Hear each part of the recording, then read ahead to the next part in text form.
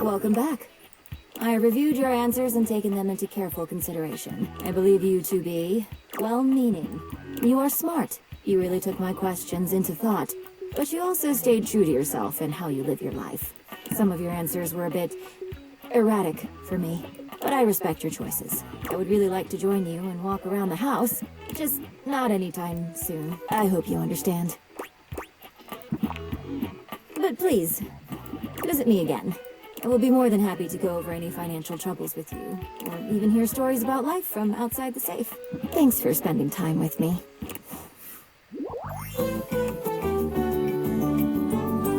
Money can't buy friends, but friends can be money.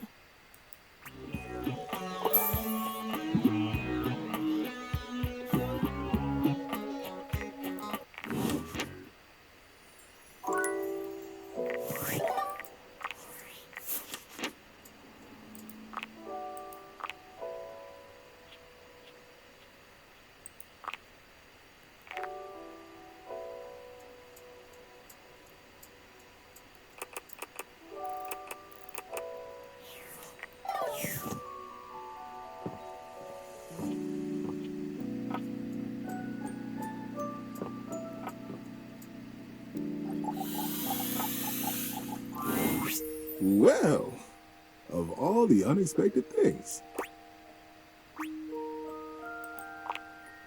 You really listened to me. You really listened to one of my stories all the way through, even though we're all grown up now.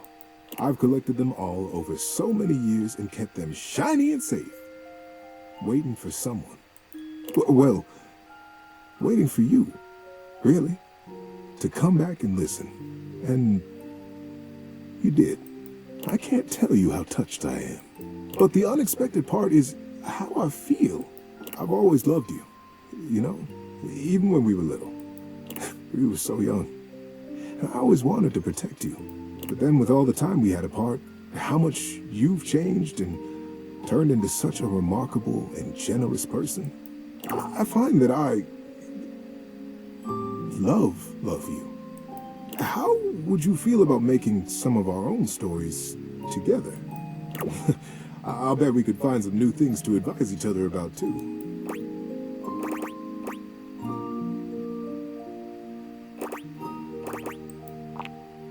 But the unexpected part is how I feel. I've always loved you, you know, even when we were little. We were so young. And I always wanted to protect you. But then with all the time we had apart, how much you've changed and turned into such a remarkable and generous person, I find that I love you. How would you feel about making some of our own stories together? I'll bet we could find some new things to advise each other about, too. You feel the same way?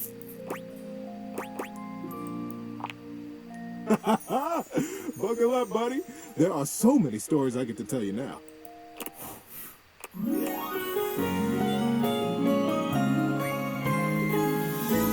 Love you, buddy.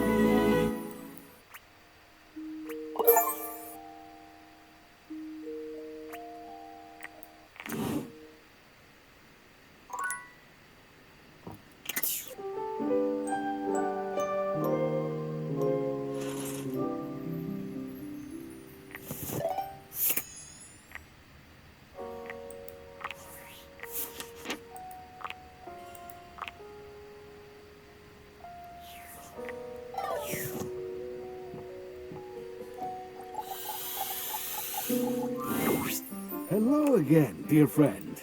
What can I assist you with? Candy, perhaps? Have you earned one, I wonder? Let me take a closer look at you. He narrows his eyes, evaluating you with a sharp up-and-down gaze. You can feel yourself sweat just a little under his intense scrutiny. Well, look at that. I am fresh out of candies to give you. Damn shame.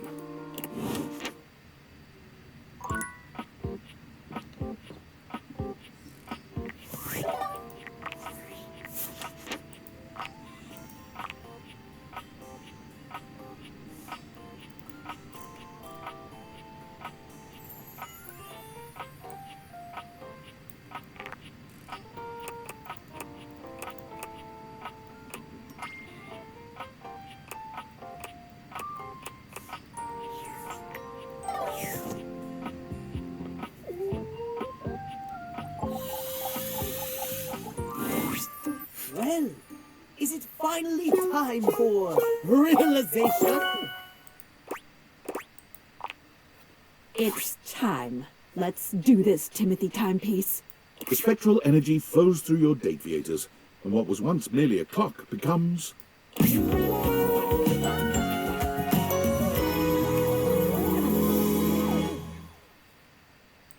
Timothy turns around, examining his newly human body.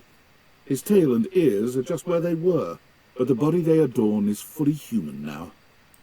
No gears, no internal tick-tock ticking, only the lub-dub of a human heart.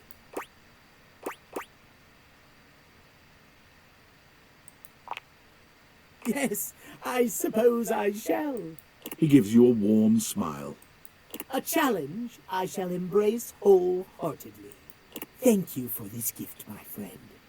I shan't forget it. Timothy tries to move away from his obsession with time and scheduling. He picks up some odd jobs here and there, but the obsession runs too deep, and he quits every one of them. No one is ever quite on time. He just can't cope. It's not until he goes to work at your local train station that he finds a place he could truly excel. Here, Timothy's obsessive devotion to schedule and fondness for pocket watches sets him apart in the best way. In an orderly fashion, he works his way up to train conductor. But he doesn't stop there. He revolutionizes your municipal train system, transforming delays from a consistent occurrence to a rare event. The next train will arrive at this station in 5 minutes. There are so few things in this life one can count on. But you can be sure our trains are one. Please line up in an orderly fashion. Remember, there is always time for courtesy. Timothy's love for timeliness has changed the game for commuters in your city. You can't help but smile when you see photos of him in his conductor's uniform. He's come so far.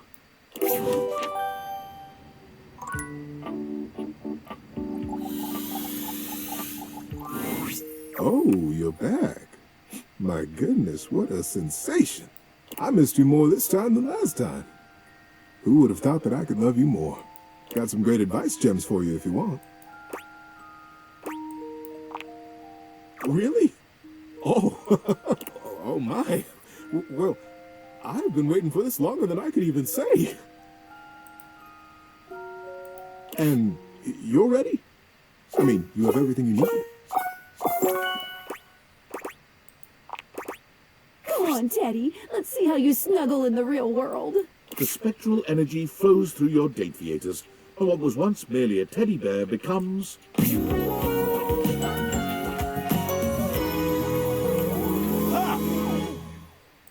Teddy holds his hands out in front of him, clearly marveling at the lack of stitches and stuffing in his new body.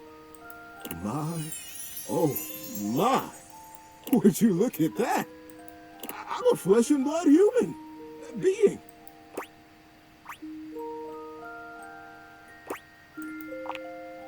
Teddy, as we all know, has been a giver of top-quality advice for most of his life. Armed with this skill, and a love of the act itself, Teddy applied to be the host of a call-in advice show at a local radio station. He was hired on the spot.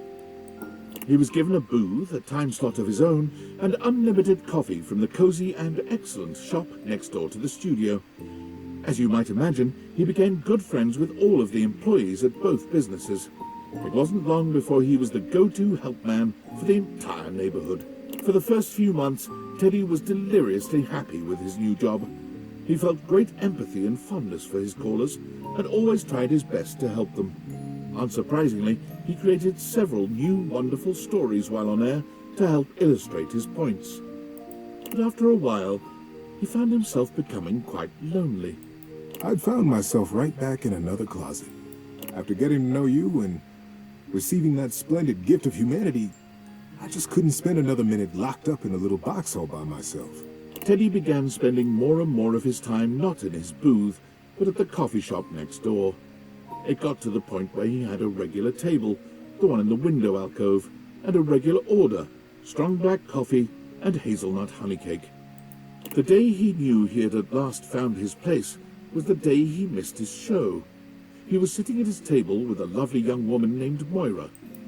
He listened enraptured to her tale about her dog and a cross-country road trip when he realized his time slot had ended 45 minutes ago. I hadn't missed it at all, though, you see. I was so happy right where I was. I wouldn't have left Moira for all the money in that station. So Teddy gave his notice at the studio. They were sorry to see him go. He'd become one of their most popular programs. But the employees knew they would see him again. Many of them had standing appointments with him at his window table, just to check in, just to say hi. He's also branched out just a bit. In addition to the honey cake, he also now enjoys the dark cherry and almond tart.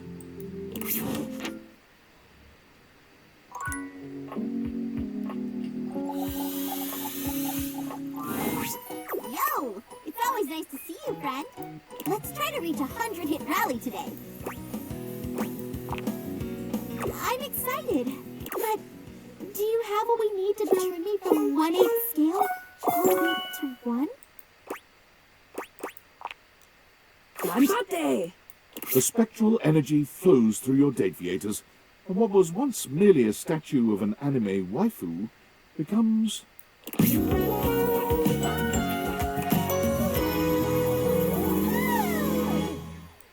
Before you stands Human Hime, the dreams of a mangaka made real.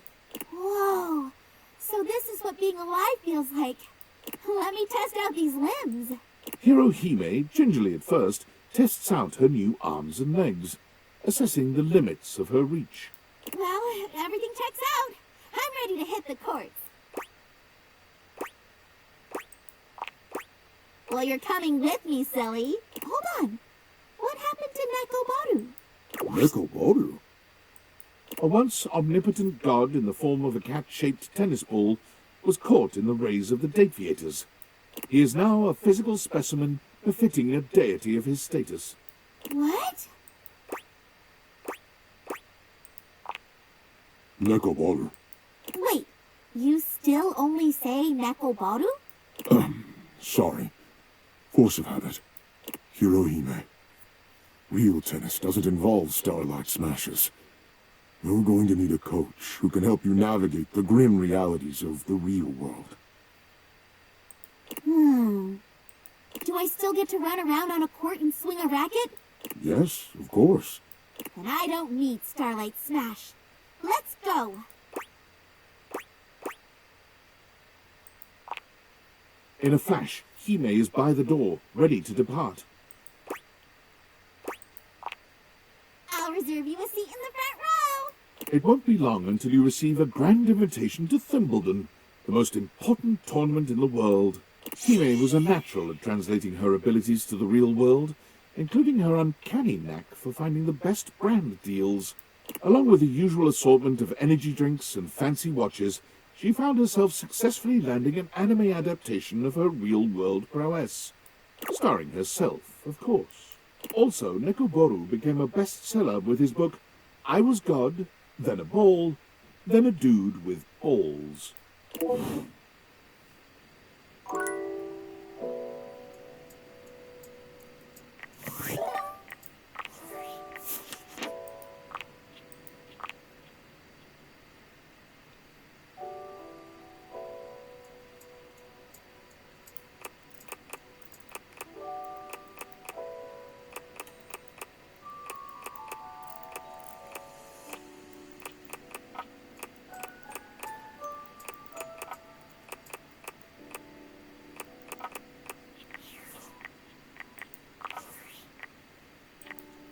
Nights. What's up? It's Dave. I'm here in Augusta, Missouri on the wine trolley, drinking by myself. Again. Really can't believe none of y'all showed up. Not even the people I thought liked me. Looking at you, Brad. Real lame. Thought you guys were my friends. I thought we were a family. But I guess I was wrong. First Franklin ditches me and now everyone else. And the worst part is he was right. About everything. He was right that we'd regret partnering with the feds. He was right that I would drive the company to the dirt. He was right that I'd miss him. Oh, thinks he's so perfect. What an ass. Oh, and by the way, effective immediately, I'm canning our team development facilitator. Having put on a dumb corporate retreat successfully. I don't even know what his name is. Harry? Larry? Anyway, you know who you are. Pack your junk and get the hell out. Screw it. Brad, you're fired too. Most out.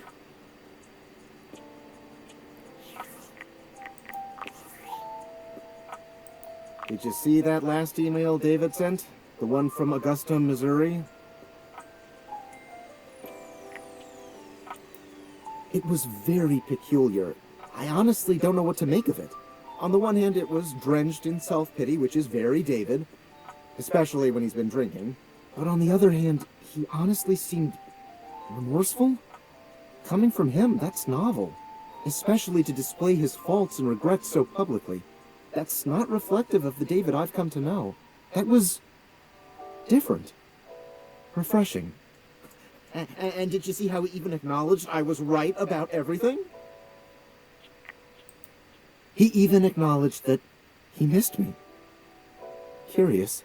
You can spend years in proximity to someone, cataloging and analyzing every infinitesimal data point of their personality, and still never know them in totality. Makes you wonder if perhaps you've misjudged them. Well, at the very least, I'll need to totally reprogram the David Most AI replicant I've been tinkering with in my basement.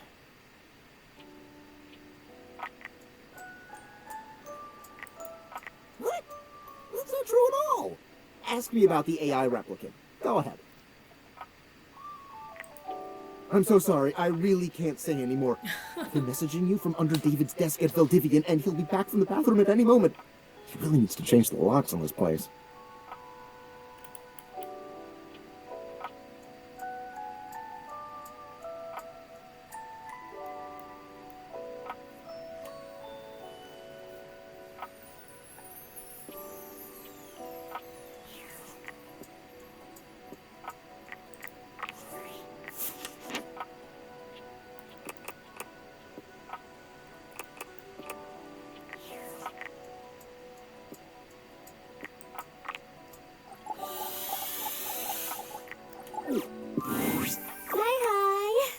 Look at that. You found 60 datables. Despite the visible ooh-woo in her words, you can tell that Textbox Chan's heart is simply not in it today.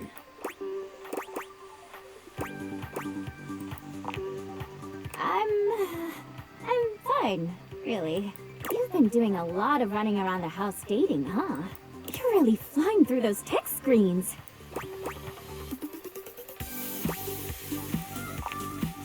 It's impressive, honestly, and so much text to transcribe. I was just thinking, it's very hard work following you around and transcribing all those different conversations. And it's my job. I do it happily. But it would mean a lot to know I was doing my job properly. She looks at you hopefully, her yellow eyes shining. Really? Oh, I'm so glad you think so. It's funny I ended up in this line of work. I was always really interested in reading and communication. I was just so in love with the power of the written word bringing people together. And UI really lets me do that, but everyone is always so concerned with, does it look cool? Legibility is the most important thing. But no, all you ever hear people say is that UI is so stylish, or that UI is ugly as sin.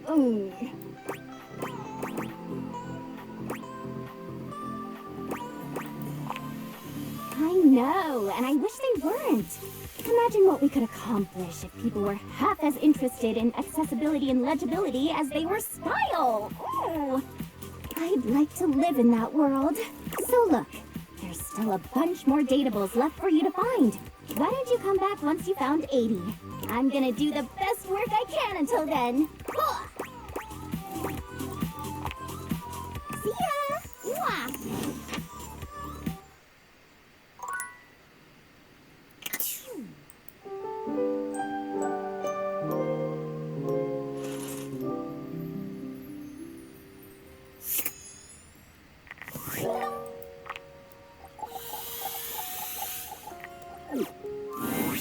Oh, hey! If it isn't the big Peter, look at ya. You've really been testing the limits of UI lately. I've been in overdrive just keeping up. Since you've been staring at my words for quite some time now, I wonder if you could tell me what you think of my font. I'm so glad you do. I put a lot of work into finding just the right one, you know? Font selection is such a huge part of communication, and it's wild how many players overlook that. As with a lot of things with UI, most people don't even bother noticing the font when it's good. But when it's hideous, boy oh boy will people complain about it then. And nobody says, "Hey Textbox-chan, love that font." I can tell you really thought long and hard about what would look best and be most accessible.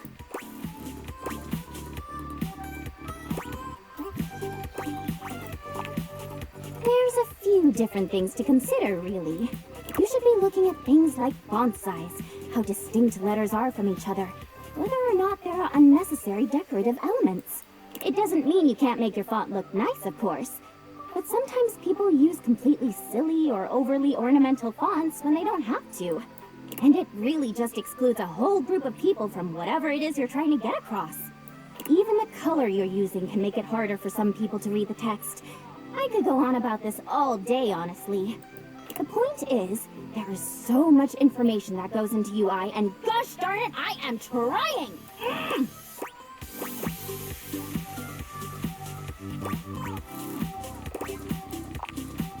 Oh, thank you!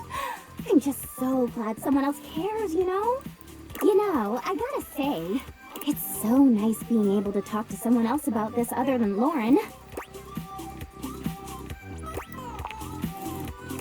Sorry, Lauren. My pal Lauren Ipsum. No, I mean Lauren Ipsum. Wait, what am I saying? I should just introduce you guys. Hey, Lauren! Come over here for a minute. A strange little creature appears from the ether somewhere, settling just above Textbox-chan's hand. Lauren Ipsum Dolores Ahmed Consecutor Adapisking Elet. Donate vera magna ut quam varius. Helentesque pluvinar nisi consecutor. Quisque evolutionia ligula eu consequat orsi. Nullus ad biblectus. Proine terdum enim sit amet fugiat velit. Isn't she just the coolest?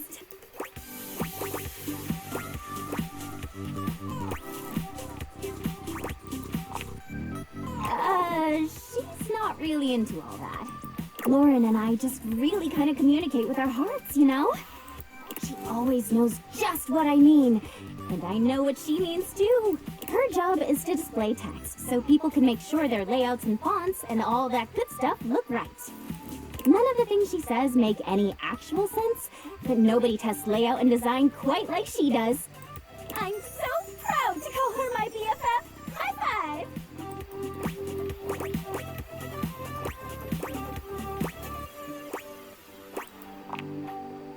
Of course not. Lauren and I are good friends, and that's all. Besides, should you be jealous?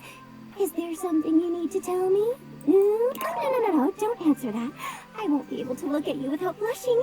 And I got a job to do. Anyway, you can go ahead and go, Lauren. I'll be right behind you. Outer el augre usfactus. It's been nice, but I've got to get back to work.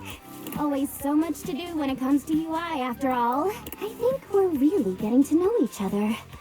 You can come by anytime. I, might be ready to take our relationship to the next level. That's the spirit. See you later. Ah.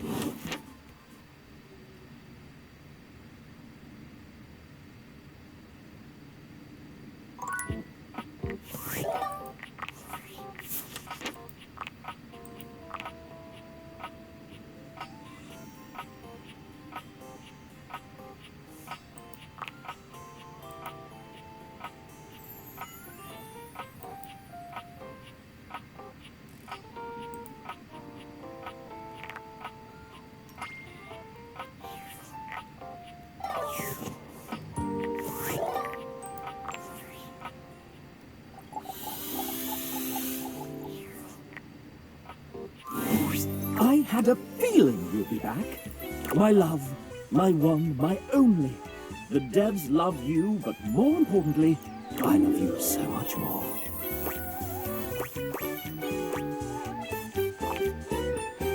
What? Tell me more of this. Dear me, what did they do to you? You got an ending? Huh, that shouldn't cause any issues with blocking progress in any way. That seems harmless, so far, as long as it isn't an issue with branching dialogue. Maybe we can let this one slide. It's what we call a shippable bug, and it's perfectly fine and natural for game companies to do this. Thank you for reporting it. I suppose it will find a way to work itself out. I would advise against talking with it again.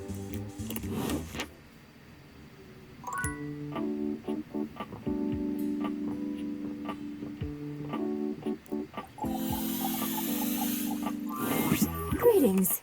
What can I help you with today? Do you really think I'm prepared for this? I trust you implicitly. If you say so, I'm ready. Monique, prepare to be liquid. The spectral energy flows through your Dateviators, and what was once merely your cash becomes...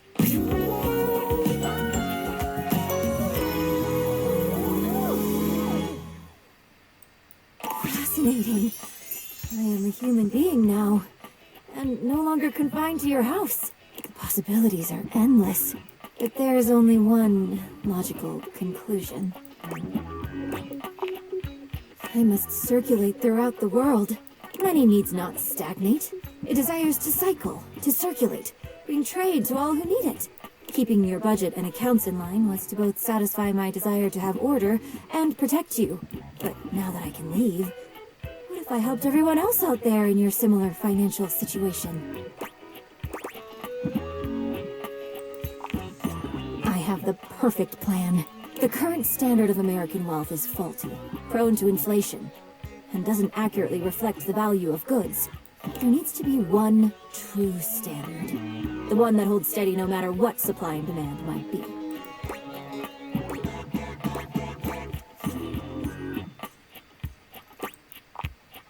Pizza. A slice of pizza must always be $1. Nothing more, nothing less. I will create the most saliently run pizza shop in this country! Tracking prices, loans, and day-to-day expenditures while perfectly proportioning sauce. And teaching the American people about fractions whenever they get a slice. It would make for a full meal at an affordable price. Behind the scenes, there will be many receipts to organize and input into spreadsheets, ingredient unit pricing, monthly revenue, overall facility usage costs. This is so very exciting. Monique walks to the front door, brimming with excitement at the endless possibilities. But then she stops, waiting for something. For someone. Will you promise to see me? I owe you everything. It is now time for me to start my new journey. Monique gives you a warm hug before leaving. After some time, her new pizza shop opened, keeping true to her original promise of satisfying and affordable food. Her humble eatery began to grow after becoming a popular spot for delinquent gangs ditching school. You worried about Monique being in trouble, but word spread of how she set the delinquents straight and put them to work for her. And more importantly, single-handedly saved the economy. For Monique, the American dream is still alive in every slice of $1 pizza.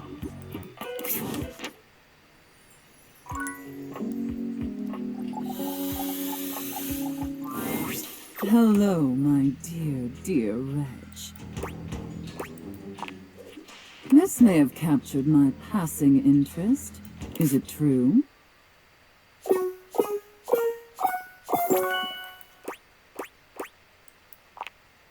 Sophia, let's get you some more clientele. The spectral energy flows through your Dateviators, and what was once merely a safe becomes...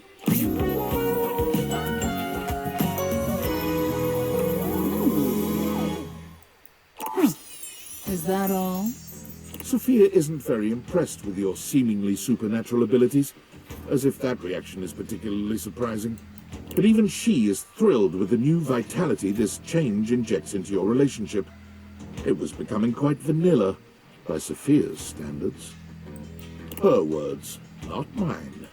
Well, I suppose the most interesting aspect of this transition is that I now possess an even greater ability to control every aspect of your pathetic little life. After all, it was much easier to ignore your mistress's demands when I was a safe. Being immobile and 500 pounds of steel made inflicting punishment for disobedience more cumbersome. But now I can administer consequences to my heart's desire. And I'll be frank, little wretch, that does make your mistress quite excited.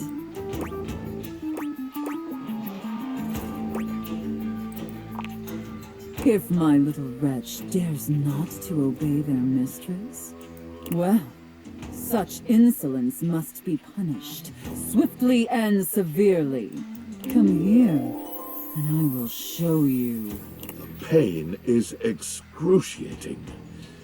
The pleasure, however, is also excruciating.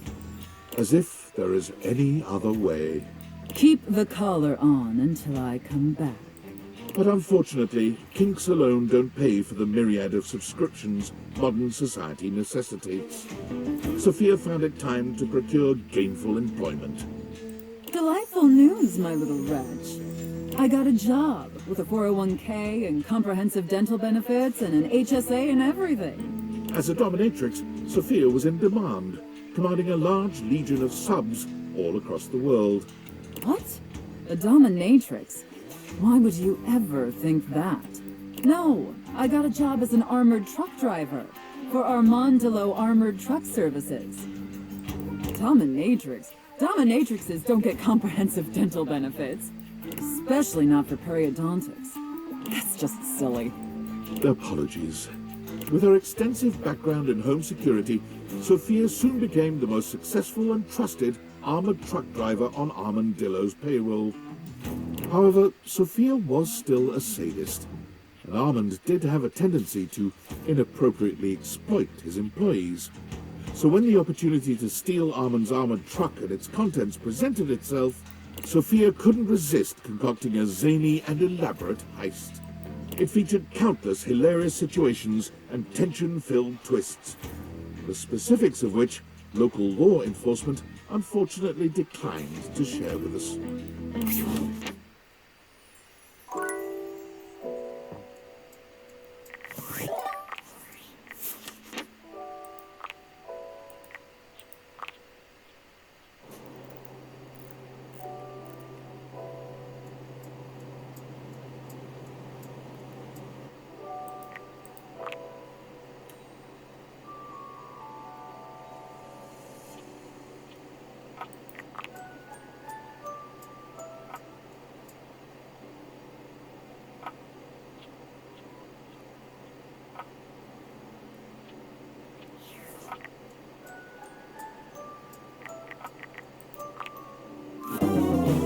Reach Reggie Rejection's special phone app.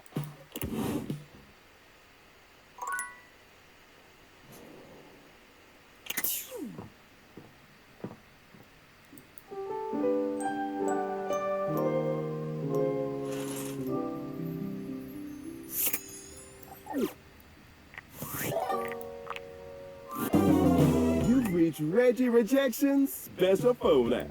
Thanks for setting up autopay.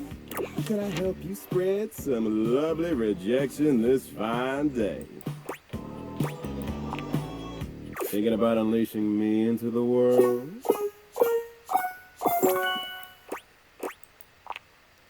Here we go.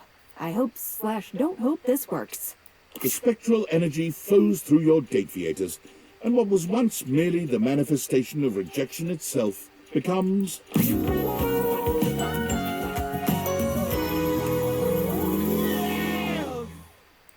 Reggie looks at his hands, waggling his fingers before looking down at his legs and giving each a good shake. Oh, baby, I got appendages now. Anything I'm gonna do, the world doesn't know what's coming for it. Oh, I shall. Reggie burst forth into society with one aim on his mind. Hate, give me all the hate, baby. He went looking and found hate immediately. He signed up for all the nearest hate groups, looked into hate crimes, and found that there was even a hate rally going on. As he arrived, one thing became immediately apparent. What the hell? This shit's lame as fuck. While Reggie liked to style himself as a hater, it was clear that the real-world practice of hate was a much crueler, distasteful thing. I'm more of a mischief maker, a lovable scamp. This is just boring. So, with his trademark style and flair, Reggie organized his own group, Haters Gonna Bait. Armed with banana peels, slingshots, and handshake buzzers, Reggie's army of tricksters descended upon any rally they found to give those in attendance a bevy of annoying nuisances. Their stated goal to turn the hate down a notch has successfully caused a great number of groups to declare that the stains on their pants aren't worth the trouble anymore and disband. Of course, any time that happened, Reggie arrived seemingly out of thin air to give the perfect rejoinder. Later, haters.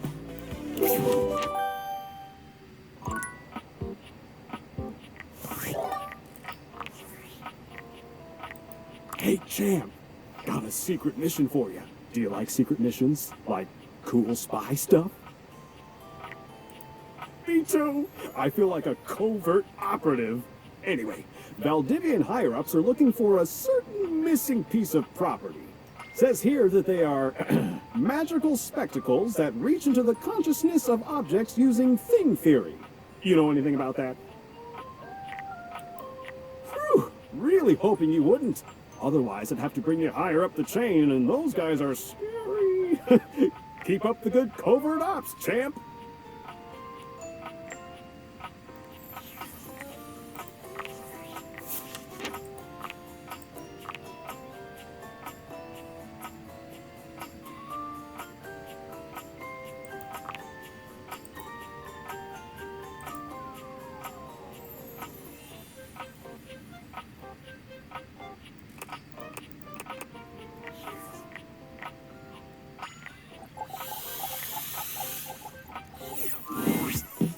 For real this time.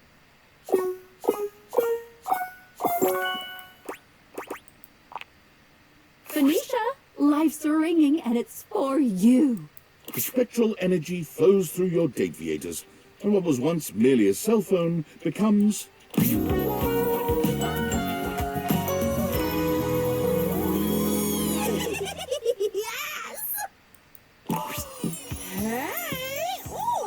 Great! Ooh, did you get a pic when I got all transformed? Gotta post it. Oh, you're right. That's just a reflex. And one that I don't need to follow anymore. Phoenicia attempts to log into Facebook. Damn. Thought so. I can't even access my account since humans can't use Facebook. Which means I'd have to build myself back up from nothing. Which is really a blessing. Because now I don't have to care. Phoenicia throws her hands up in joy. Oh, wow! What a relief.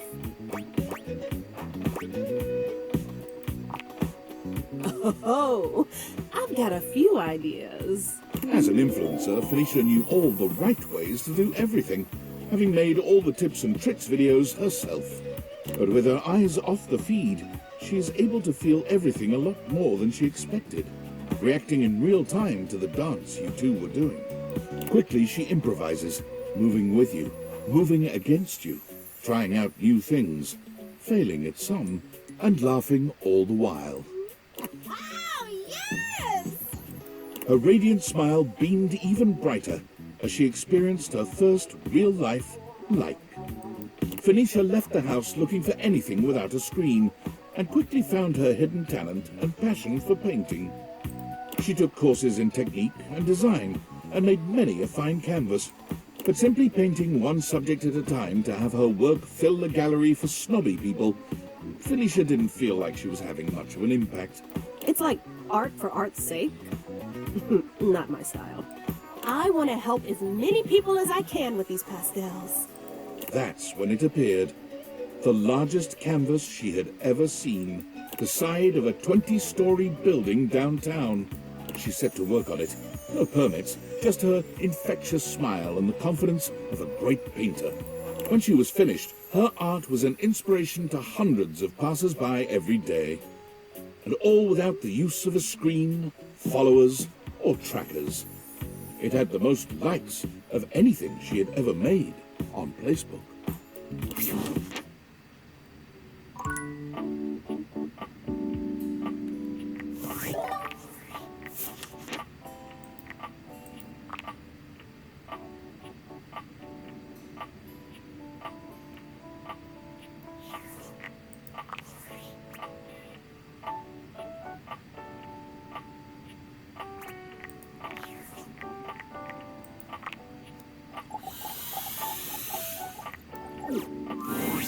Oh, hello! You came back. All right, question time. Let's call it a performance review. Tell me, what do you really think of me?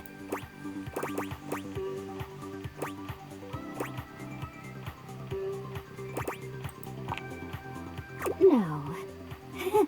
Really?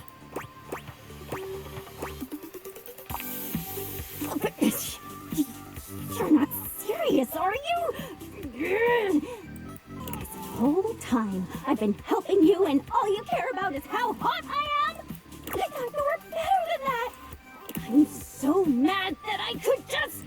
yeah.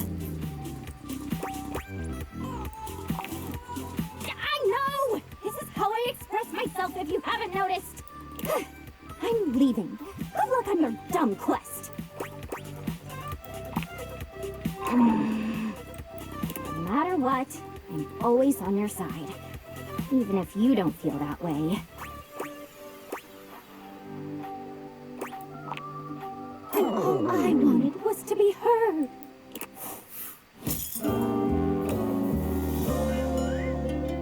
You just don't get it, do you?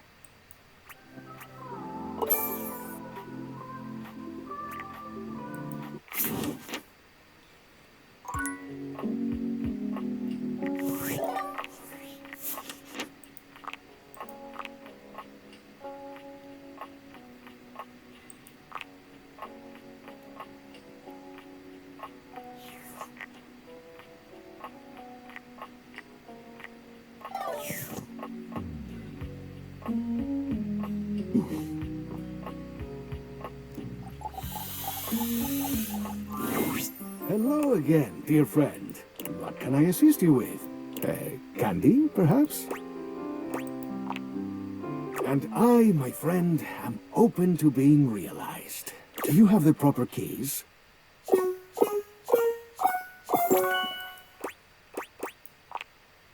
Come on, Keith. Let's unlock your potential. The spectral energy flows through your deviators, and what was once merely a skeleton key becomes...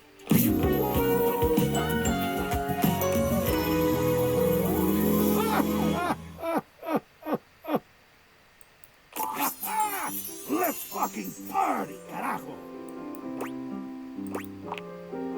Yes! Hey, where are the drugs, eh? Well, that's fucking lame. Catch you later. I'm on the next flight to Ibiza. Join me if you feel like taking off that diaper. What? You're speechless? Yes. What do you mean, where did I get it? I opened your safe. Key, get it? Well, Keith did indeed get on the next plane to Ibiza, which happened to be full of missionaries of the Church of Latter-day Saints. After being caught consuming a certain unnamed substance in the bathroom through an unnamed orifice, a heated argument broke out between him and the flight crew. Keith's last words were, See you on the other side of the moon, lunch ladies! before exiting the plane via the emergency door at 30,000 feet. I'm sorry. This should be the only one like this. I promise.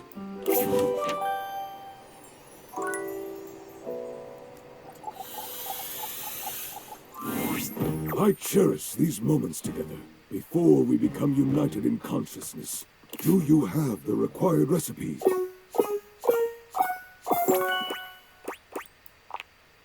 I am so happy I get to be a part of this. Bringing love to you both gives me the biggest kick in the glass. Is there anything you wish to say before being brought to life? I have said all I must, save one thing. Whoa! Having said his piece, Wallace heaves a mighty breath. Skylar nods, doing a few last-minute checks with her instruments. The recipe is a perfect match. Let's do this! The spectral energy flows through your Dateviators, and what was once merely a wall becomes...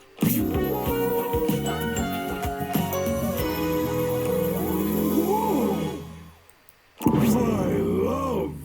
Resplendent still, but less covered in wallpaper, is your true love. The tendons in his arms bulge and surge with strength. His days of holding up the house are over. I feel so relieved, so relaxed. Tell me, does it ever get better than this? Outstanding! Even more to look forward to! To breathe, to flex, to no longer have to hold anything up save my head on its shoulders. And you, my love, under my protection, you will be safe.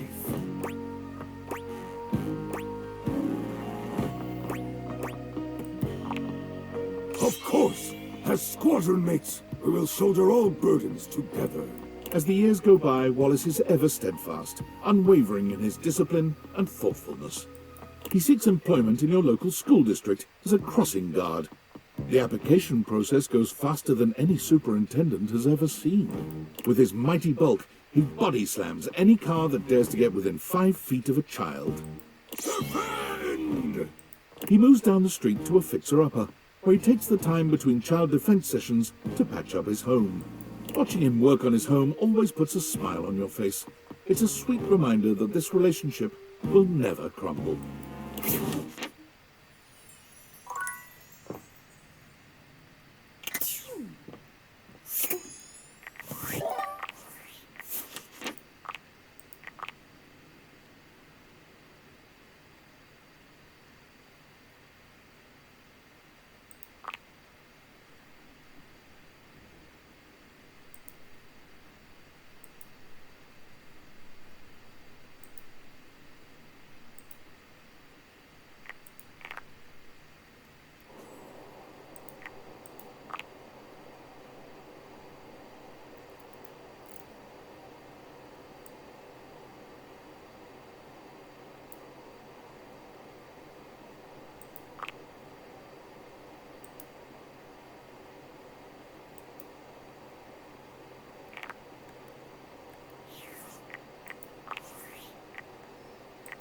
Valdivianites! Greetings from the Opulence Recovery Center in sunny Malibu, California. My name is CEO David Most, and I have a problem. Just a little treatment center humor for you. But in all seriousness, I will be working out of the recovery center for the next few weeks. The board said it was either this or they'd burn me to a crisp and flush the ashes. And I said, guys, I may be gay, but I'd rather not be flaming. Get it? The physicians say humor is the best medicine, aside from naltrexone. But my road to recovery isn't the only great news today. I'm also excited to announce that the U.S. Department of Overseas Violence has agreed to work in tandem with Valdivian, giving us access to their proprietary surveillance technology in order to finally apprehend the glasses thief. They said we were woefully incompetent, and it was becoming apparent that we'd screwed this whole thing up royally without their help. To aid in that effort, we will be requiring the following from all Valdivian employees by EOD. Your name, your address, your social security number, your credit history, your blood type, your relationship history, a urine sample, a retinal scan, all your biometric and genetic data, access to your search history, all your internet passwords, and your favorite CEO in the world. That last one's just for fun.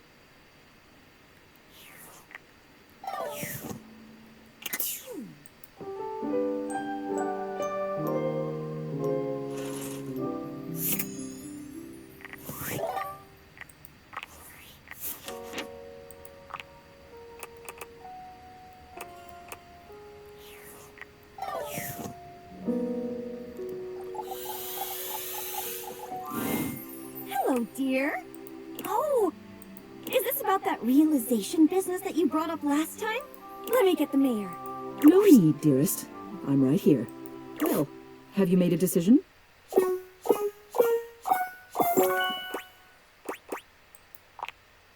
Madams, your populace awaits. The spectral energy flows through your dateviators, and what was once merely the floor and ceiling becomes... Here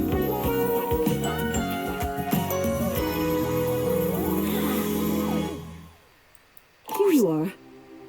Before remarking on becoming a human, it seems that there's business to be done. Celia hands over a gigantic stack of papers. Now, according to the bylaws of the line of succession to the house, the duties of mayor fall to you by default. It's all right. You'll do great. Just don't forget, shake hands, listen well, always wear a winning smile, and you're likely to win the special election when it comes time. Celia always did tend to forget the last one. Well, this mess outside isn't going to fix itself. Ready to go?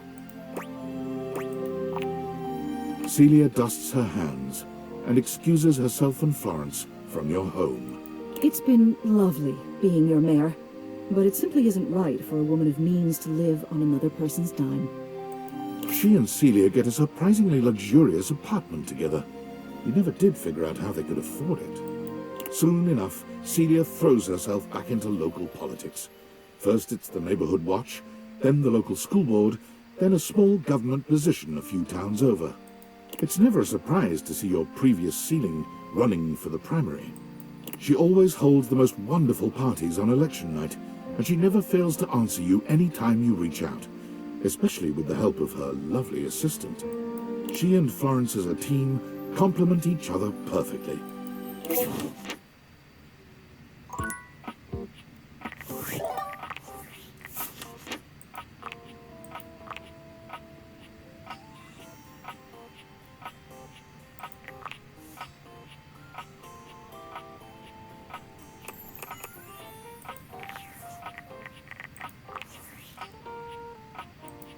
Did you do it yet? My weeb senses are tingling. I feel like something happened.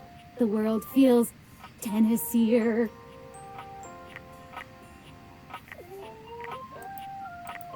Hang on, seriously? Ah! You gotta tell me everything. What's she like? Oh my god, I knew it. Of course she is, of course she is! Oh my god, okay. Just please, if you're still in contact, I just want to meet her. Can you just tell her I want to meet her? Fuck! Okay, calm down, Sam. Be normal. Just go about my business and wait for shit to happen naturally. Fuck. I cannot believe Hirohime is just out there. A whole entire person. Thank you, date creators. Alright, I know you saw that last email. What the fuck kind of fucked up police state shit is this? Your name, your address, your social security number, your credit history, your blood type, your relationship history, a urine sample, a retinal scan, all your biometric and genetic data, access to your search history, all your internet passwords? It absolutely is unacceptable. So I hate that I'm fucking considering accepting it. I just don't know anymore, man. I'm making the best money I've ever made in my life. I'm building a resume that could take me anywhere after this. But is it worth it in the end? Am I going to be able to look myself in the mirror if I stay in the middle of all this?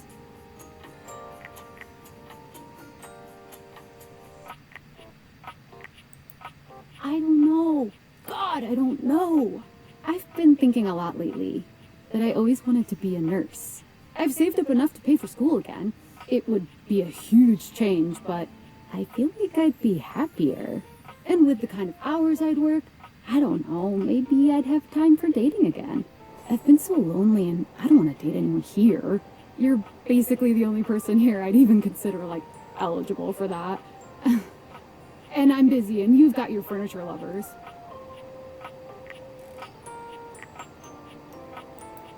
You do?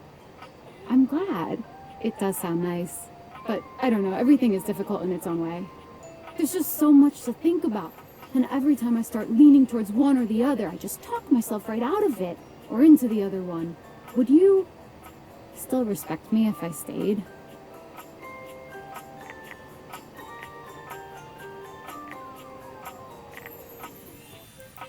Yeah, that's fair. It is a lot of shit to ignore. Thanks for always listening to me. I don't know what I'm gonna do, but I'm grateful for your support. Thanks, friend. I'm gonna go.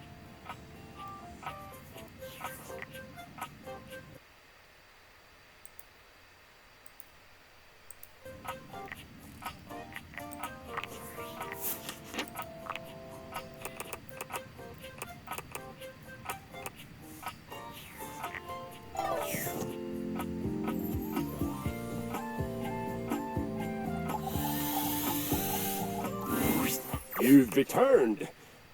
Do I see the shine of new steel about your person? To battle, Kristoff!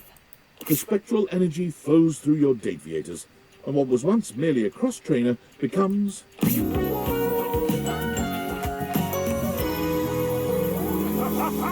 Yes! Here. Oh, the power that flows through me. I can just imagine the sensation of doing a workout with these. Kristoff flexes his gigantic biceps. Or these. He lovingly strokes his massive quadriceps. Oh, sweet Valhalla, can you even imagine? His exploratory hands have discovered his own glutes, and the light in his eyes is positively predatory. What is there for me to conquer? What is there out there that would even pose a challenge to a machine as impregnable as this? Kristoff realized quite quickly that the world of mere physical contest represented an inadequate challenge for his needs. He walked onto the local professional football team to great acclaim, and retired 3 games later, breaking all team records. He amassed a total of 7 broken ribs, 1 dislocated shoulder, 3 spilled liters of blood, and 14 broken or fully ejected teeth. As all of these injuries were visited on other players, the league was quietly relieved to see him go. He decided to move into the business world. He became a stockbroker, working locally and internationally. Whatever you can imagine of an extreme stockbroker's lifestyle, double it, triple it, and add just a soupçon of evil. There was much conquering to be done, and Kristoff was voracious. In spite of all this, though, he was perhaps best known for his contributions to fashion. Soon after his realization, he began to feel quite homesick for his Viking armor of leather and lamella. He contacted a local seamstress, and together they designed what would become known as the Brynja, a business suit designed to closely mimic the aesthetics and the functionality of a suit of armor. The Brynja became de rigueur, required wearing for anyone who fancied themselves a tycoon or even a teeny-coon in business. Kristoff conquered the fashion world almost by accident, while he was busy doing what he did best, conquering.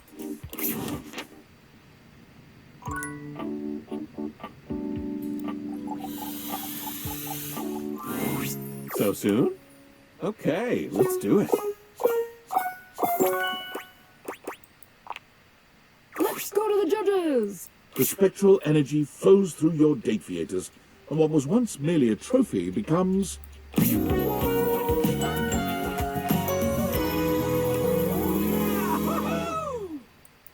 Stepford inspects his new human body, looking himself up and down and turning his hands over in front of his face.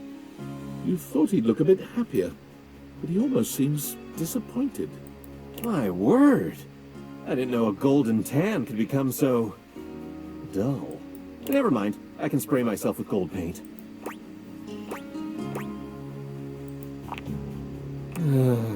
Frail humanity. I'll settle for metallic hair dye then. Well, I'm not doing that. So what else should I do? I always wondered how I would stack up out there. Beyond the second floor window, there could be third floor windows, fourth floor. Hell, the sky's the limit. I'm gonna get out there and see if I can win a real Stepford. I mean trophy. Stepford enters the local rec league office asking for trivialetics. He's promptly turned away. Oh, they've never heard of the real games. Foiled at trivialetics, he then turns his attention to badminton and wins 25 consecutive gold birdies before retiring and living off his new business. Buy Stepford's non-toxic sweet baby body paint. It's permanent. He lives in a gold-plated mansion that's so opulent it would make a dictator ill. His home has 1 bedroom, half bath, and 6 full-sized gyms.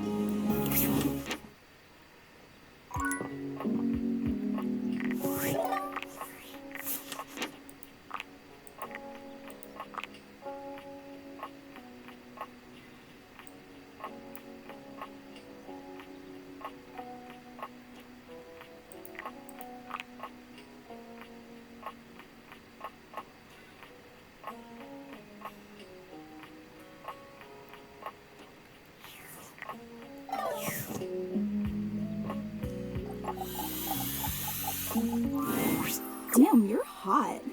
Let me cool you a little. Whoa. I've already been on such a journey with you. I don't know if I could handle anymore. Can you really do it? Sorry, but Fantina can't be realized just yet. Fantina has some things yet to do. She has business with Arma. Does that make sense? Happy dating!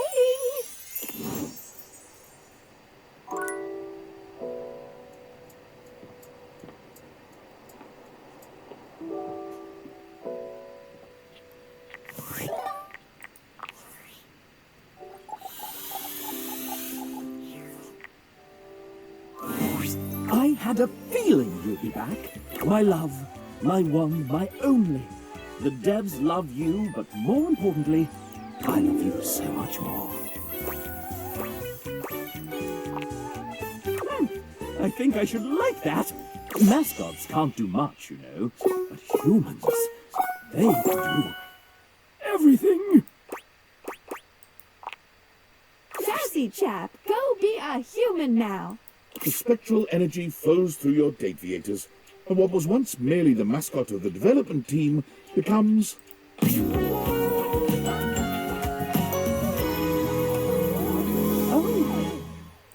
The sassy chap, now a sassy human, gives himself a once-over, tweaking his moustache, tugging at his bow tie, and removing his hat to find that he does, in fact, have hair underneath.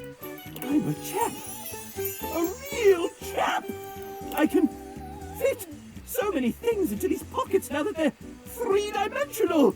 I'm a little dizzy. The sassy chap left the house with one mission in mind. I'm going to make my own damn video game. Being that a mascot had never made a game before, he was able to use his charisma to convince one foolish publisher to buy into his wobbly technical designs. Like anyone's first game, the sassy chap made many beginner mistakes.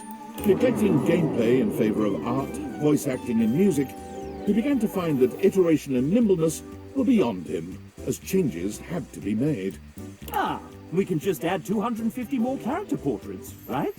Scope creep caused him to miss milestones, drive up costs, and ultimately caused his team to leave in frustration. But what if you can date the scope? The legend of Sassy 2 was cancelled, 80% of the way through development, and his publisher dropped all further contact. This industry does not understand art at all.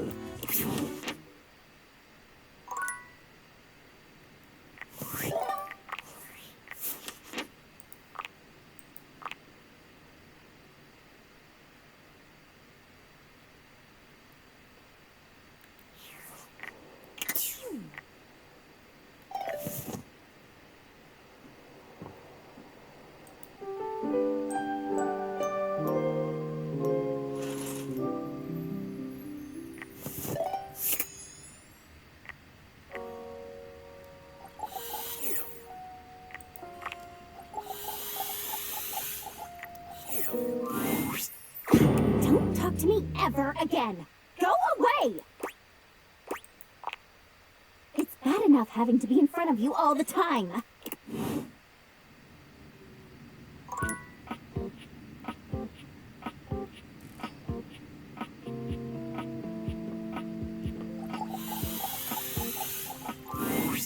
Are you interesting enough to realize me yet?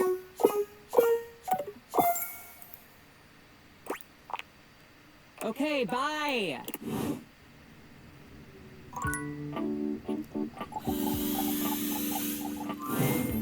Tell me you're ready to realize me.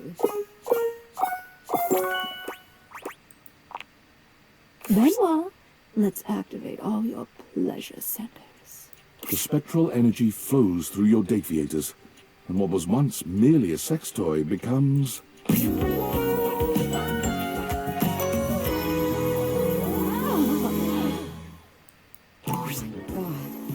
Oh my god. A racing heart, fluttering lashes and flushed cheeks. Hot, heaving breaths passing my soft, kissable lips. Is this what it is to be human? Benoit trails their hands down their body, sighing blissfully. I thought I knew pleasure before, but this... Oh, this body has so much sensation. Nerve endings all over this gorgeous body, just waiting to be activated. Benoit sets off into the world fully intent on pushing their human body to its absolute limit. And they are successful in a sense.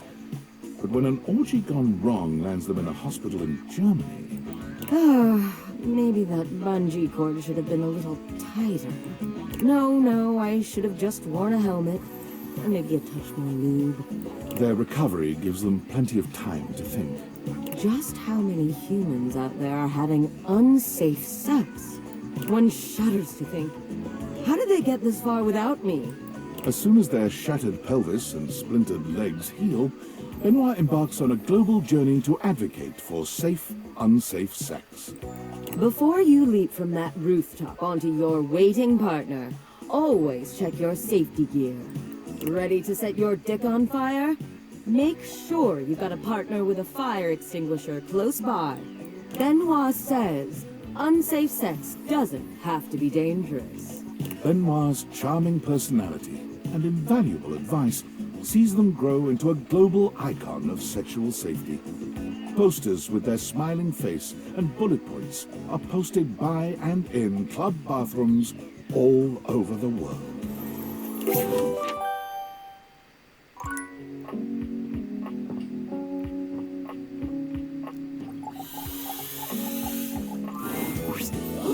You're back!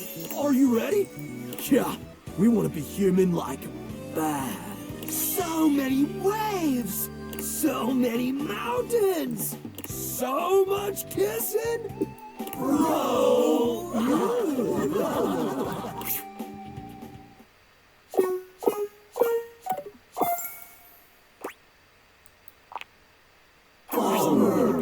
Get pitted! Dang! Penis! No way! No way! It's all good, bros! For sure. We'll link up in the Gap House, homie. Yeah! Humans! Humans! Humans! Humans!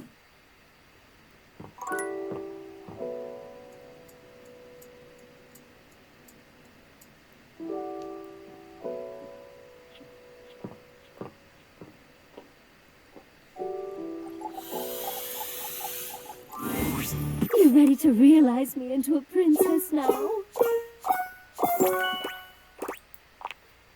Bathsheba, meet your new world of adorers. The spectral energy flows through your Dateviators, and what was once merely your bathtub becomes...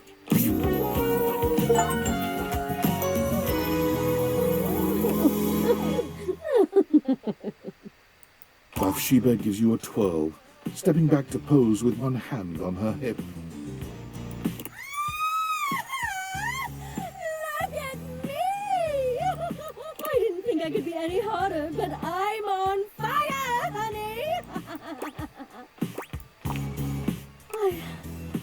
I never felt like it. But maybe now I will. Thank you. Time to get out there and really find out who Bathsheba is. And what she's gonna do with her life. Bathsheba goes on a whirlwind tour of countries with monarchies upon leaving your home. It's only when she's visited her sixth country and castle that she realizes one cannot simply apply to become royalty.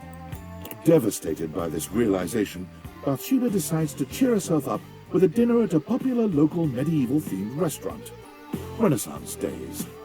It's there, seated in the audience of the jousting show, that Bathsheba is struck with a realization. Oh my god! You can get paid to be queen! Hey, lady!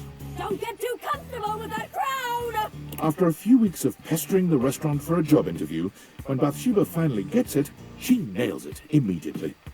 She entertains crowds as Queen Bathsheba 5 nights a week at Renaissance Days, savoring the cheer that goes up every time she waves at the audience. We've got 50 realized data balls, 50. Oh, the house is starting to feel a little empty. But the outside world is already starting to feel a whole lot brighter with everyone running around out there.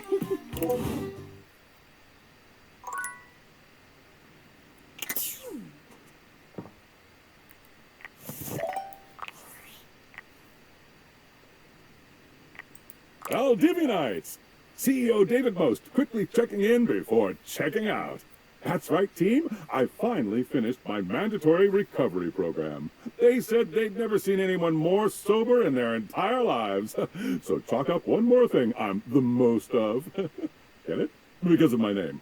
CEO David Most. And it looks like I'm arriving back not a moment too soon.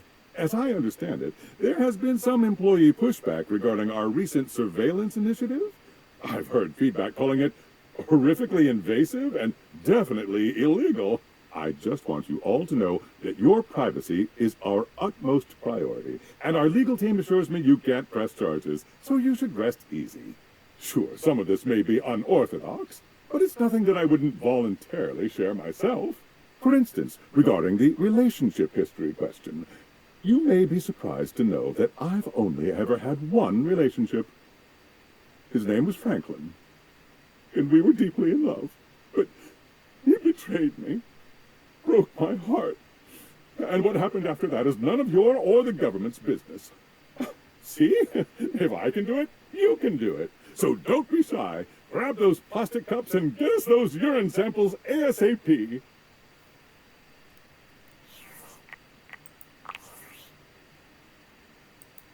I can't believe it. Invasive personal questions? Privacy eroding surveillance? Fluid sample collecting? This is the most inappropriate, unethical, intrusive corporate malfeasance I've ever seen, and I spent 6 months at our competitor, Diabolicor. I realize David's under duress, but he's finally gone too far. And to think I almost fell for him again, that I almost believed his I miss Franklin. We were so deeply in love. sob story. He hasn't changed at all. He's the same selfish, controlling, narcissistic creep he's always been. Well, I've had enough. It's one thing when his disturbing behavior is only directed at me. It's another when it's directed at thousands of innocent employees. And he can parade around like he has absolute power at that company, but it's my company too. I may have been canned, but I'm still a shareholder, damn it! The time for talking is over. It's time to take action. I'm going to concoct a plan to depose David from his throne once and for all. Right after I get some fresh air. I'm operating from a hidden underground bunker, and I don't think anyone's aired it out in 50 years. It's not hygienic at all.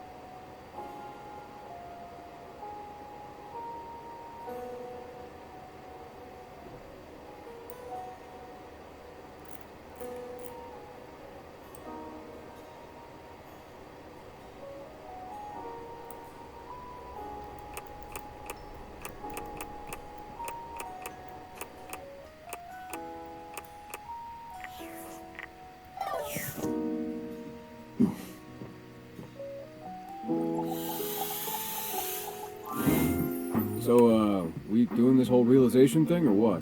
Patience, Eddie. Good things are always worth the wait. Sorry, but Eddie and Volt can't be realized just yet. It looks like they might need to be there for Arma. And you don't want to maybe make things better? You might be able to, using one of those candies.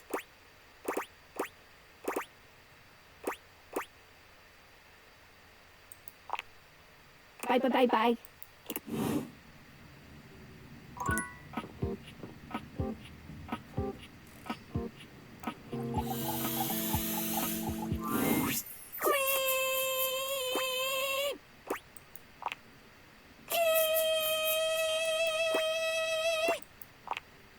What? Emergency! I've got to save us. We're not safe.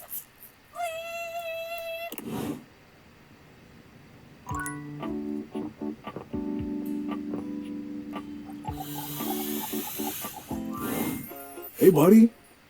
You want to relax? Or are we doing that realization thing?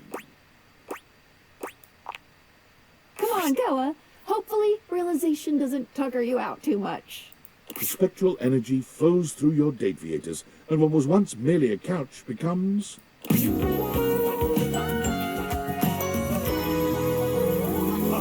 Wow! Koa looks over his body, marveling at the size and strength of it. The words don't seem to come. He looks to you, opening and closing his mouth a few times before just shrugging. There's so much this body can do. So many naps I could take in so many different places. Koa's smile is as sweet as ever, but his tone sends a shock of heat through you. Why do you think I nap so much? I save my energy for the things that matter. Koa's comforting presence is remarkable in any other space, but when it's only the two of you, it becomes something otherworldly. He takes his time with you, allowing you to dictate the pace and intensity of your lovemaking. Koa's relaxed persona remains, but as a lover, he's as strong and steady as the waves pounding the shore.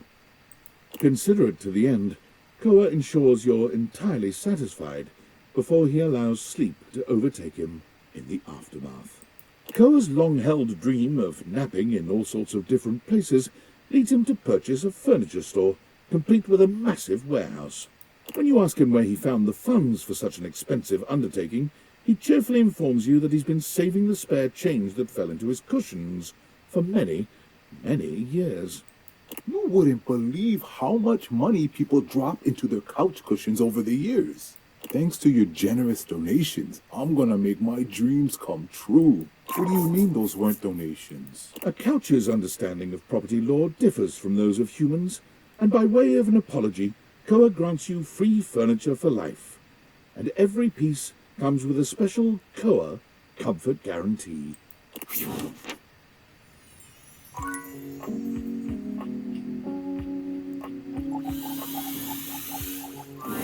You're back! Have you acquired the requisite treasure? Captain Jacques, prepare to be boarded! The spectral energy flows through your deviators, and what was once merely a ship in a bottle becomes...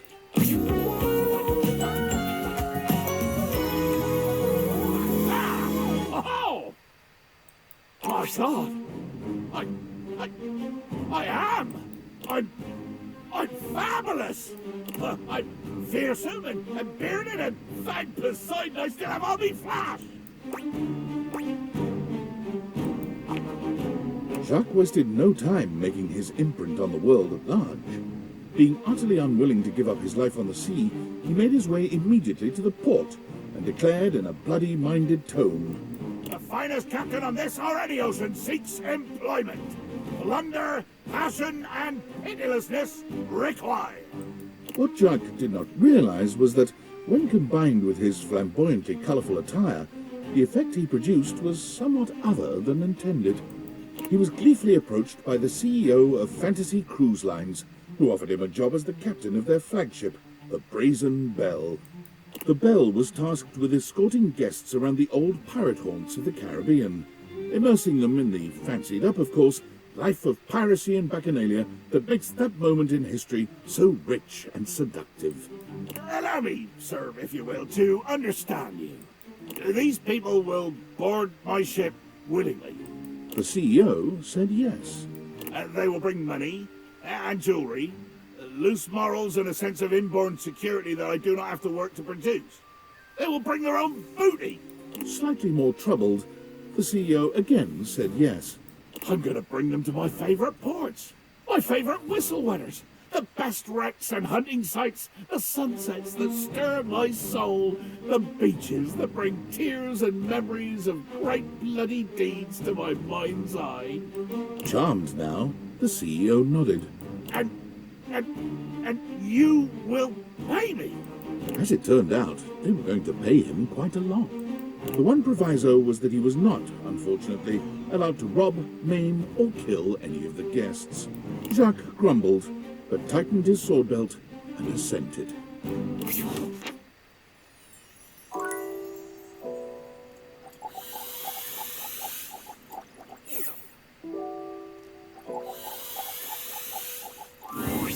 Yo! Am I gonna be cooling my body temperature down to a frosty 98.6 degrees? Alright, I'll chill till then.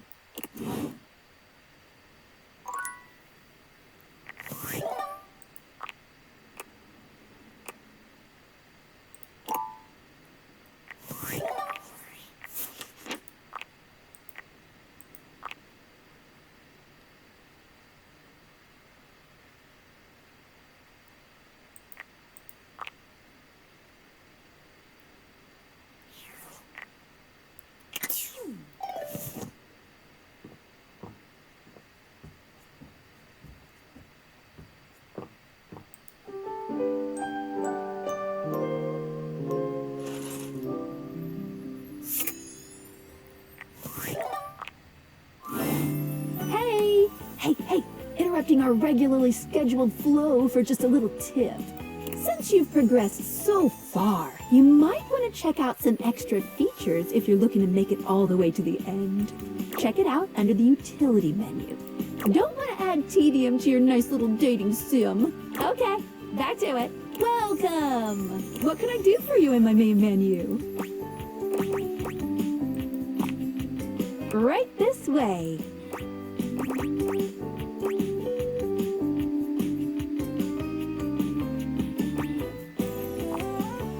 You sure have.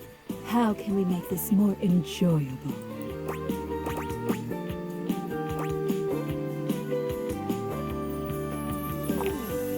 Understandable. They can be tricky. Let's see. Okay, let me think. Whoops, that's it. I'm all out of clues. Maybe. Go look online if you still need help. Bye!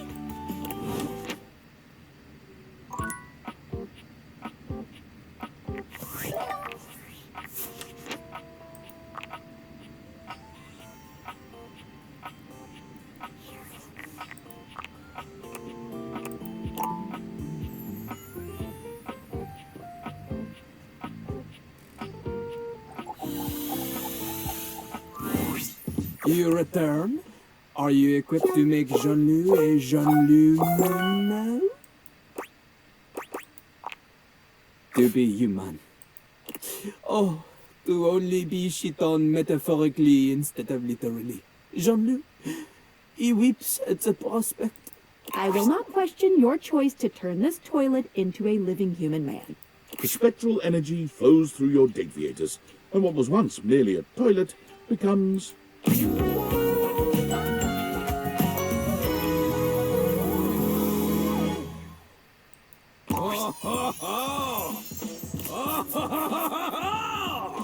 Jean-Loup! He lives! And after all these years, he can finally turn around! He turns around. Oh! Look at this! Is this what you let accumulate behind Jean-Loup? The dust bunnies and a crinkly old dryer sheet?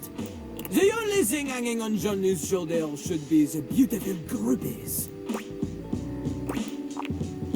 Jean-Loup can see it now.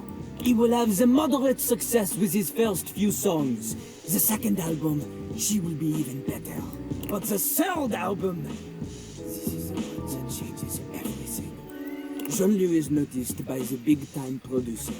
He guests on 2 songs, one of which becomes a #1 jam due to his lyrical stylings.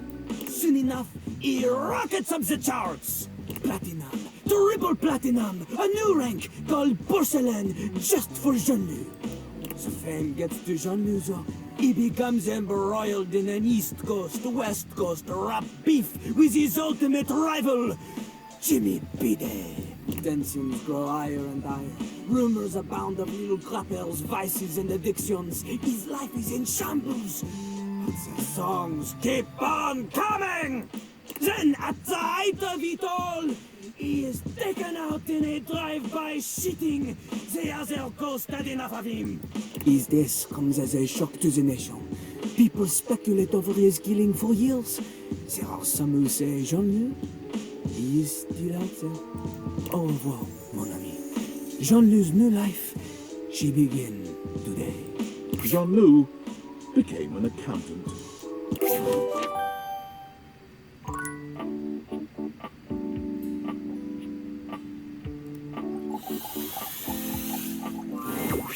You return! Are we doing this human thing today? Or should I get back to work? Come on, Barry. Let's make you more glam, fam.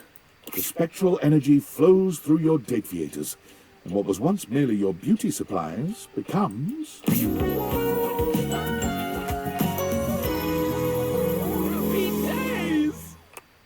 Barry laughs, the joy of his new humanity clearly written all over his face.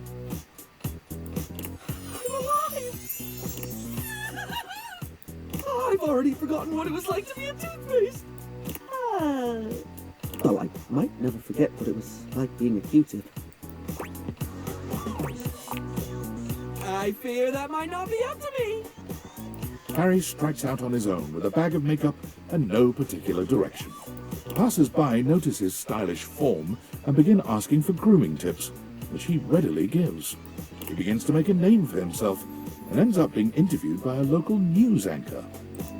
Well, you simply must try Maybelline brand powder. It'll get right into the crevices you didn't know you had. He's trotted out onto commercials immediately for his candor. People trust his brutally frank approach to reviewing cosmetics. Exalta brand spoolies. I wish I could accept these into my soiree of beauty, but they have the rigidity of a rhinoceri. After repeated urging by his fans, Barry starts his own FluTube channel to do reviews on his own. But the need to remember his login password proves all too daunting. I did write it down. Did I write it down on paper or this puppy? Further complicating things, as a trusted name in style, Barry is constantly flown around the globe and never allowed the chance to settle in one place, which proves to be a new and exciting way to test his memory. I do believe I've forgotten which country I'm in at the moment. Well, no matter. Beauty has no allegiance to country, darling. I'm a citizen of the world.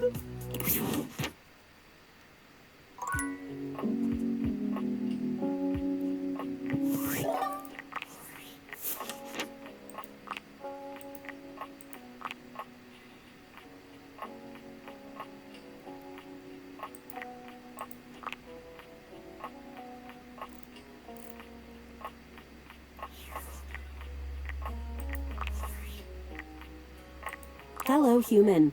Though you did not help me last time, I come asking for your aid once more in hopes to get a human perspective. I have been serving many customers since taking over your responsibilities, but there is one issue that has come up. Helping customers is a terrible and meaningless existence. How do you cope with such a problem?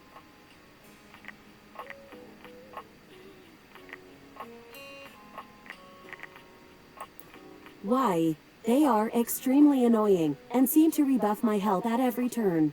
They are also extremely annoying.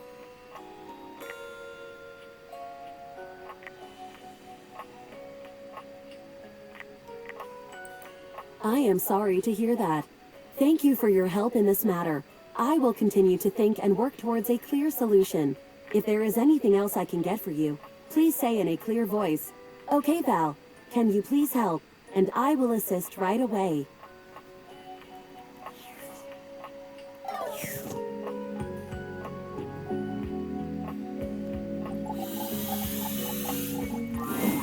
Teasing McTeaserson returns.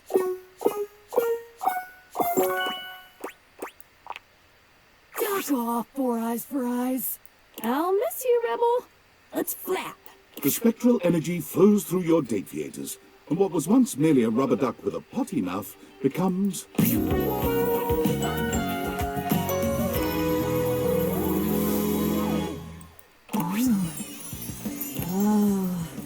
Oh, that's new.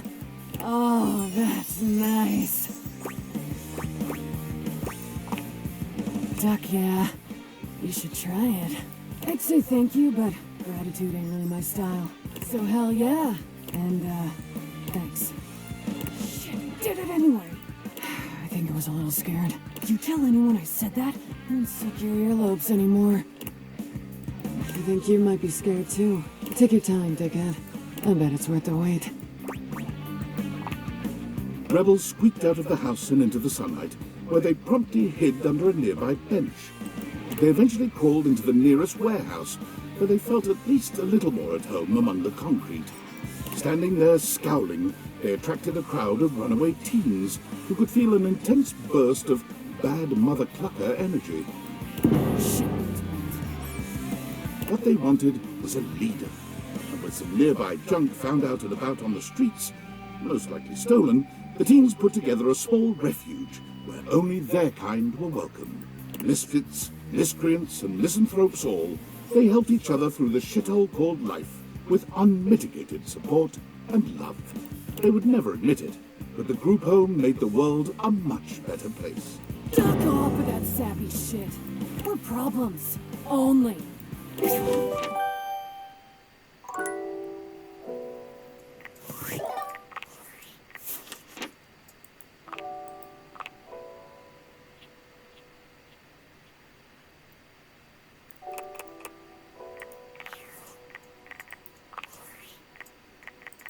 Valdivianites, have you ever been to outer space? Well, as of right now, I have. Which means I, CEO David Most, have the distinction of being the first corporate CEO to send a team email from beyond our planet's exosphere. Super exciting stuff. But do you know what's even more exciting? The Pentagon has just sent over the final results of our initial employee audit.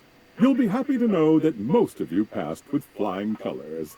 And while, unfortunately, we have yet to determine who stole the lost glasses, the audit did pinpoint a number of employees the government would like to speak with. Thomas Hallmark, you owe $5,000 in back taxes. Tiana Jackson, you're pregnant with twins.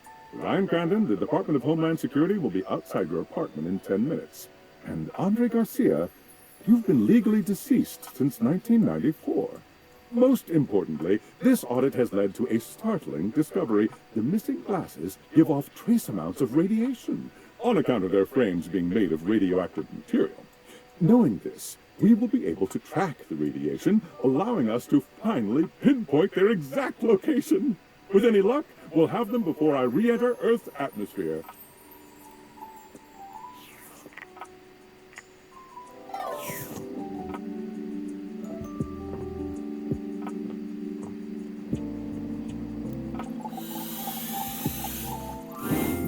So, we doing this whole realization thing, or what? Patience, Eddie. Good things are always worth the wait. Sorry, but Eddie and Volt can't be realized just yet. It looks like they might need to be there for Arma. And you don't want to maybe make things better? Your choice. Okay, guys. Time to charge you up. The spectral energy flows through your Dateviators, and what was once merely electricity in a breaker box becomes... There's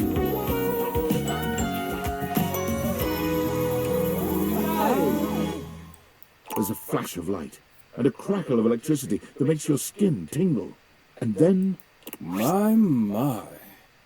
Now isn't this something? So many new sensations, it's all rather electrifying. Don't. I already hate myself for even saying it. Oh yes, you can clearly tell by the way you're smiling. Realization must have scrambled my circuits, or whatever it is humans have in place of circuits. Whatever, shut up.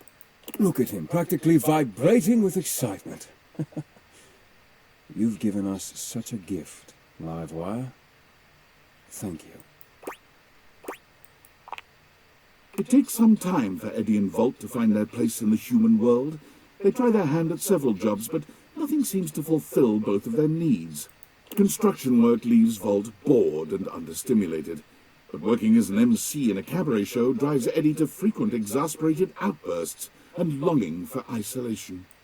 The two of them wondered over what they might do, determined to find a path in their new lives that reflected the perfect balance they had with one another.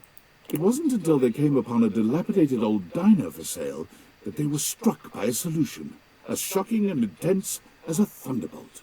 Between the endless list of necessary repairs and the uphill struggle to turn a profit at restaurants in this day and age, no buyers were willing to take on such a project. But Eddie and Volt could see its potential immediately. They bought it on the spot. The repairs filled Eddie's days and his soul, while Volt took care of staffing and marketing for their grand opening, which was, naturally, a roaring success. But looking around at all their hard work, neither could help but feel disappointed. As it turned out, the fantasy of running a diner was far more exciting than the reality of it. What they both truly craved was the challenge of getting it started in the first place. It was then that Volt had his own brilliant idea: sell the place and find the next big adventure. Volt's charisma and passion made him a natural realtor. The diner sold in one day, well over asking price, giving them plenty of cash to invest in another property Eddie had his eye on. Finally, they knew they'd found their place. High Voltage Realty was born about a week later. Eddie restored old and unloved properties, and Volt sold them with his inimitable flair and pizzazz.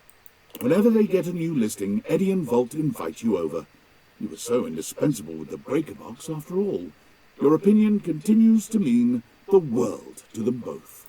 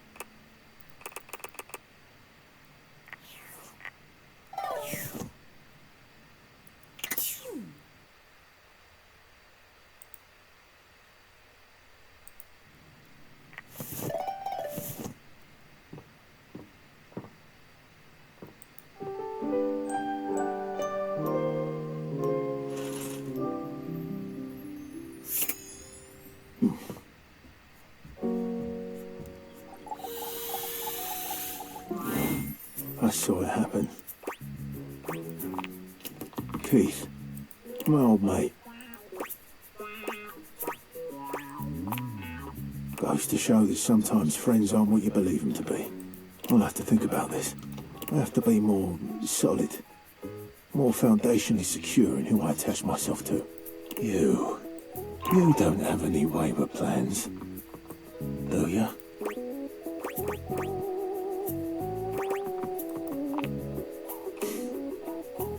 Thank you.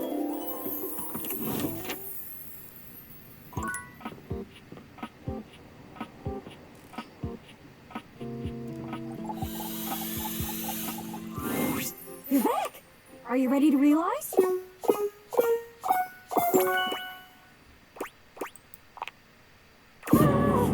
so excited, I feel like I could fly.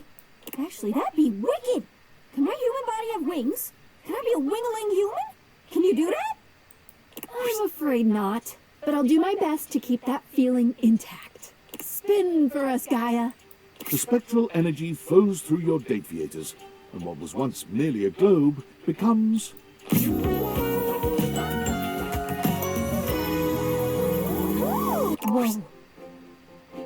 Whoa! Check me out! I'm just a little guy! A little guy who fits comfortably on economy airliner seats! Where should I fly to first? Where should I visit? Ah! I can't decide! Gaia spins around, but quickly becomes dizzy. She teeters back and forth with swirls in her eyes. Oh! If I do that again, I'm gonna lose my lunch. I'll have lunch to lose! There's so many human things I get to do! Okay, first things first. Gotta get myself a ticket, gotta get myself a passport. There's no time to lose. I gotta get on the first bus I can find and just go. Where I end up, nobody knows! Gaia salutes you. She scampers upstairs and frantically begins packing. Her first few months as a human are fraught with problems. Airport security doesn't take "I used to be a piece of furniture" as an excuse. She ends up detained more than once. However, within the year, Gaia begins her globe-trotting journey.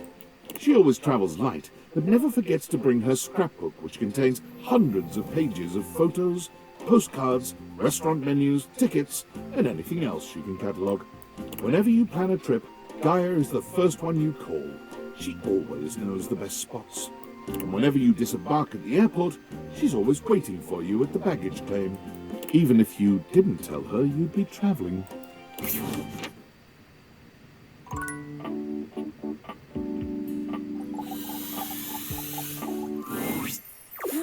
Is it time to try out this living idea? Maestro, please. The spectral energy flows through your Dateviators, and what was once merely a piano becomes... Keys is beautifully human, but she doesn't seem all that excited. She looks down at her body with a calculating gaze. I stand here. I'm alive.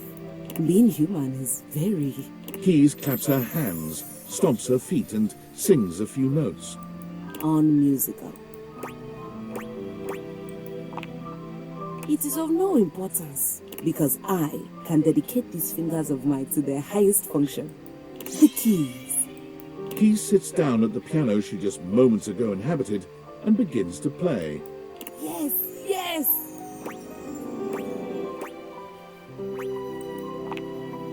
Absolutely we may. But only with you on top of the piano. Somewhat ungainfully, you climb on top of the baby grand and kiss Keys as she tickles her own ivories. The accompaniment she plays ebbs and swells with the love between you both, creating a divine music that underscores each and every feeling, each and every breath. It is divine. Sadly, even Keys tires of playing the single piano in your household, and she moves out to do something even grander. She quickly plays every piano she sees, finding more and more acclaim as a concert pianist without even trying very hard. But being on stage with merely one piano was not enough for her. I'm going to surround myself with pianos and surround the world with me. Keys buys a grand mansion on a rocky outcrop with 10 rooms, each dedicated to a different type of keyboard instrument: piano, clavichord, spinet, harpsichord, organ, and quickly sets up a variety of streaming equipment to give seminars, concerts, and music appreciation lectures daily, inspiring a generation of musicians and concert-goers into the deep and wonderful world of symphonic music. Again, molto vivace.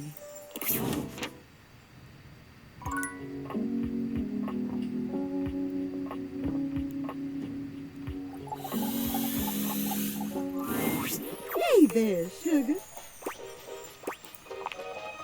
You want to listen to some love song? Or maybe make some sweet music. Huh? Realization?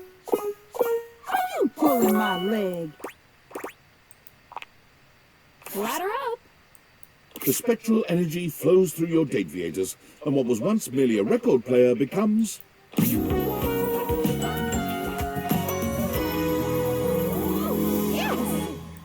Oh my God! What is this feeling?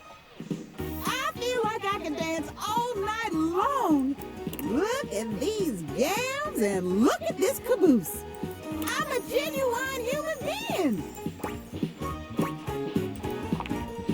Oh yeah? Why don't we get out of here? And you can tell me just what I am to you in private. Rainey was a good time as a record player, but as a human woman, she's a real bear cat. A firecracker in and out of the bedroom. But as fiery as she may be, there's a real sweetness and care in her touch. This isn't just frenzied rutting. You find yourself truly dizzy with this dame. Your sweet lovemaking leaving a lasting impression on you, long after she's left your house. Rainey sets her sights on musical theatre, determined to see her name up in lights. But fame and accolades are slow to come, and for a moment, Rainey finds herself deeply discouraged. But Rainey has spent many years dancing to the beat of her own drum, and the lack of recognition for her efforts only galvanizes her further. In a serendipitous turn of events, Rainey is cast in a 1920s-style jazz musical homage to the powdery old-time gangster Talc Capone. With Talc, her star begins to rise. Reviews rave that Rainey is the very spirit of the Roaring Twenties, an actress so talented she transports the viewer back in time. Rainey sends you her playbill and a photo of her name in lights, just as she'd hoped. When you're ready to leave the house, she's reserved tickets for you.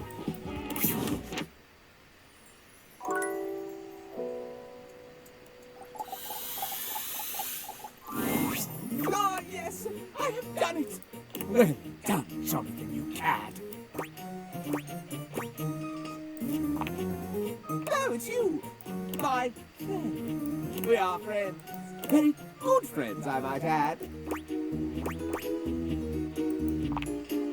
I am a master of relationships, you see. But even a master needs his tools. I have procured one date index for myself, and egad, the functionality is second. I have you in here. See for yourself. So much more to go, but I quite love filling in all the little bubbles and baubles. Now that we are friends indeed, you must show me yours, since I showed you mine. Splendid!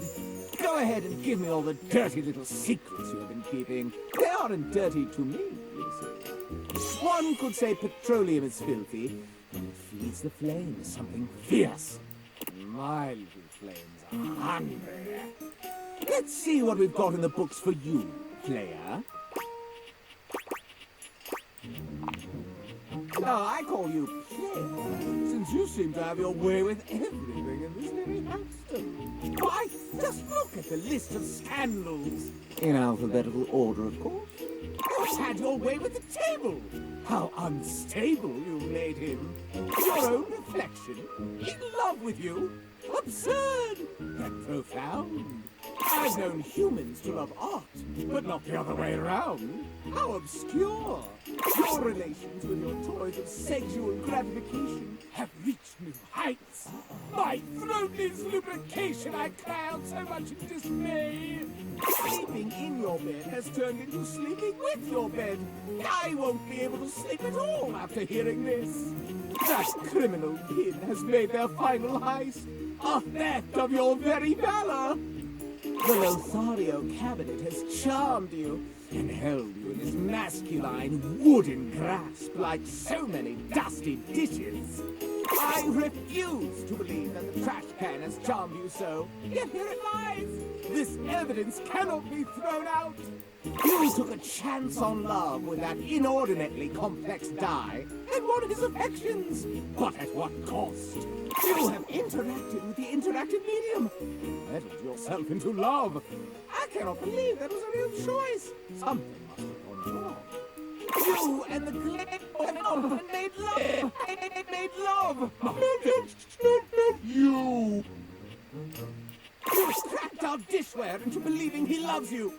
Shameful. You have burned yourself with the fires of love. How the gossip spreads like wildfire. So even the dirty clothes you are wearing now are draped on you ever so inappropriately. Do not think I haven't noticed how they fondle your nether regions. How filthy. A whirlpool of romance swirls between yourself and the dishwasher, and I but an errant crumb amid the torrent. You have gotten the very dust itself to love you. There is no dirty deed.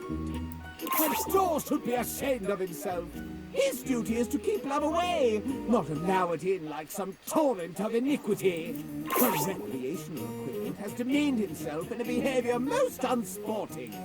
Success carries your love upon her broad shoulders. Can it even be supported with all your other lovers? Whose biggest fan has become a lover? The propriety of such a change in status will make headlines! The hamper and thee? I cannot hold this together. 'Tis the season for inappropriate behavior between you and the holiday decorations. You and the piano have sharply fallen flat for each other. It's unnatural! The relationship between you and the couch has gone from merely resting together to becoming something more indecent. Scandal! It's time to wake up with a nice fresh pot of "You have far too many lovers!" You and that microwave have gotten your relationship to extreme heat very quickly. An express cook of calumny! Are you in love with the keyboard, the mouse, the monitor as well? This relationship does not compute! Your toast is overcooked. You've singed yourself with the love of the singer. Your pens and inks have taken a fancy to you. That's one thing that cannot be erased. Telephones these days do so much more than just talk. Seems they provide love to humans now. The nerve! I have heard of hugging trees, but never have I heard of what you've been up to with the plants around the house. You have made the record skip with a beat of love. We must turn over this affair to the other side. Your relationship with water washes over me like so much wickedness. Developers? And thou? A menage a many, across continents even. Now the shelves have found you appealing. This is insupportable. Her safe has scandalized me for so long with her kinky iniquity. And now she has made you her paramour as well? Scandal upon scandal! You served up a hot bowl of love with the stove. I'd blow on it to make it cool you down, but then my very flames would go out. The television has fallen for your charms as well. Surely there's something better on. Your childhood teddy has grown up to become your lover. I would feel so cuddly if you weren't entangled with so many others at the same time. You and the clock have quite the courtship, but your time will be up. You will have the tools to screw themselves down into your heart. There's no fixing that. The cotton sings of scandal. You and the towel have stained each other with loving. It's a trap! The two of you have loved each other as vermin do, secretly and underground. Cracks appear in my own form as I find out you wantonly wooed the wall. You have made it work out, with work itself. This is egregious and repetitive to say. You've gotten yourself entangled with a ghostly phantom. I'm spooked. This amount of lovers is quite sufficient for my desires. Oh yes, quite sufficient. The amount of scandal fills me with energy. I cannot contain this passion in mere dialogue. The greatest scandal of all. For a human to love, really love one of us objets, you must, absolutely must, kiss me, my dear.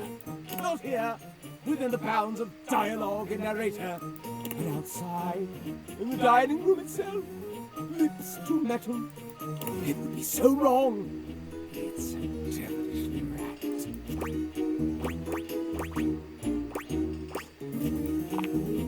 Kind of cute. Hey. Well, this is very, very good indeed. When we finish talking, you must place your lips longingly and gently upon mine silver, then apply a slight friction. Oh, and then I'll see you on the other side.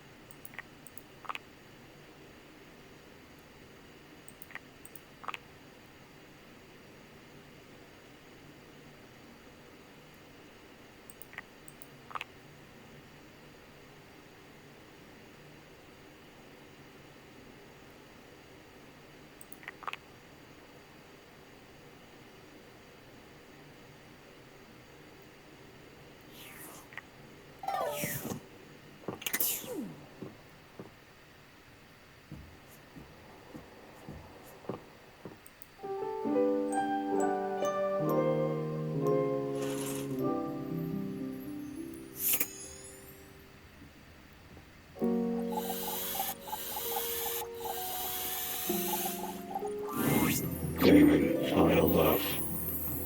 You've already got your love. Is that not enough? You would be. Got all your stat blocks aligned.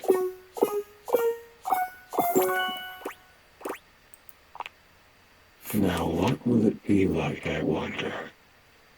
The bug in the beaker broken free. I think I'm meant to feel excited. To portray excitement. So, yippee. Looks like it's the right thing to do. The spectral energy flows through your deviators, and what was once merely a dresser becomes... The spectral energy flows through your deviators, and what was once merely a dresser becomes... The spectral energy flows through your deviators, and what was once merely a dresser becomes...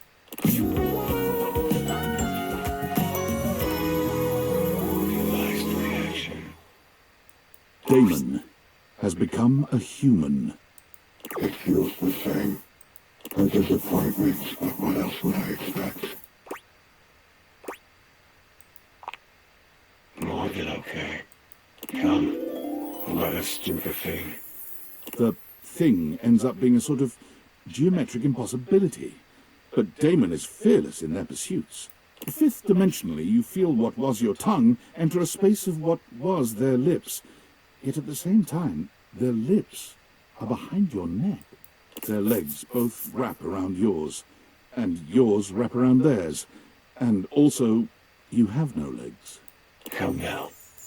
The release you feel is eternal in nature. It both gives you pleasure and does not. It tickles. I exit. Damon find themselves in the... Damon enters the real world, searching for the next big thing to crack open like a puzzle box. They find the lost, the downtrodden, the forgotten, and quickly put themselves... Damon finds... Narrator. Damon enters the real world, searching for the next big thing to crack open, like a puzzle box. Damon. Damon. Damon is right behind you.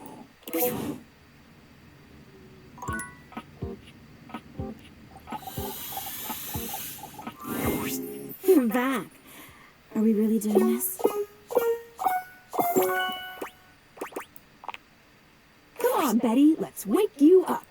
The spectral energy flows through your deviators, and what was once merely your bed becomes...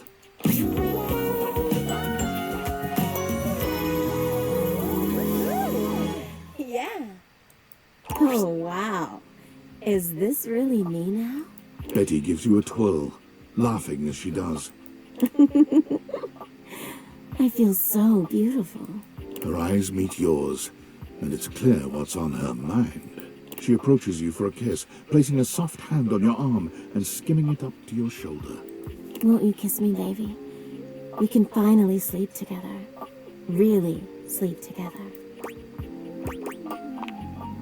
Betty curls her arms around you, pulling you into a kiss that curls your toes and nearly knocks the wind out of you. It's not surprising given what you've known of her, but it doesn't make it any less impactful. Things escalate quickly, and when she leads you back to your bed,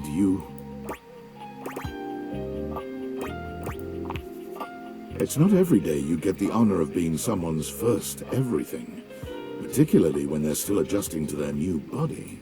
But you take to your task with the gravity and enthusiasm it deserves, and Betty, for her part, matches your energy. It seems all those years as a bed really taught her a few things. As you lie side by side catching your breath, Betty curls up against you, resting her head on your chest. I knew it was better with someone you love. I just never imagined how different it would be to be human. The sensation, the intimacy. I can't imagine what it'll be like when we've not seen each other for a little while. A little delayed gratification must heighten everything. Well, you won't have to imagine now. I've got to head out there and find my own place. Oh, good.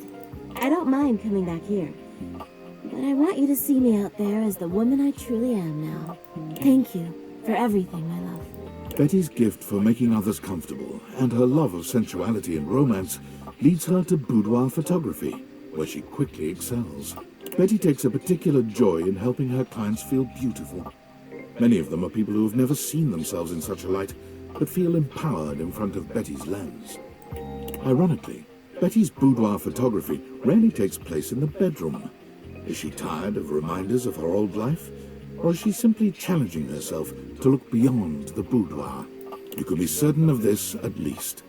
Betty is the happiest you've ever seen her, and beyond grateful.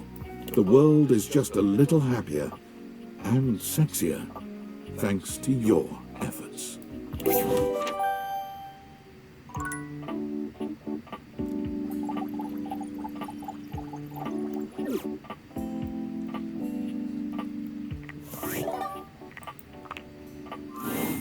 Welcome! What can I do for you in my main menu? Let's. There's lots I can chat about. Me? Relationships? My favorite subject. What do you want to know? Oh, you want to date me, eh? It's possible, you know. You just have to, ask me about myself.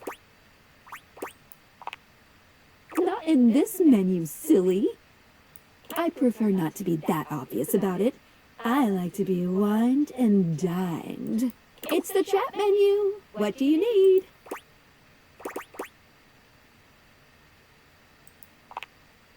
Oh, my favorite subject.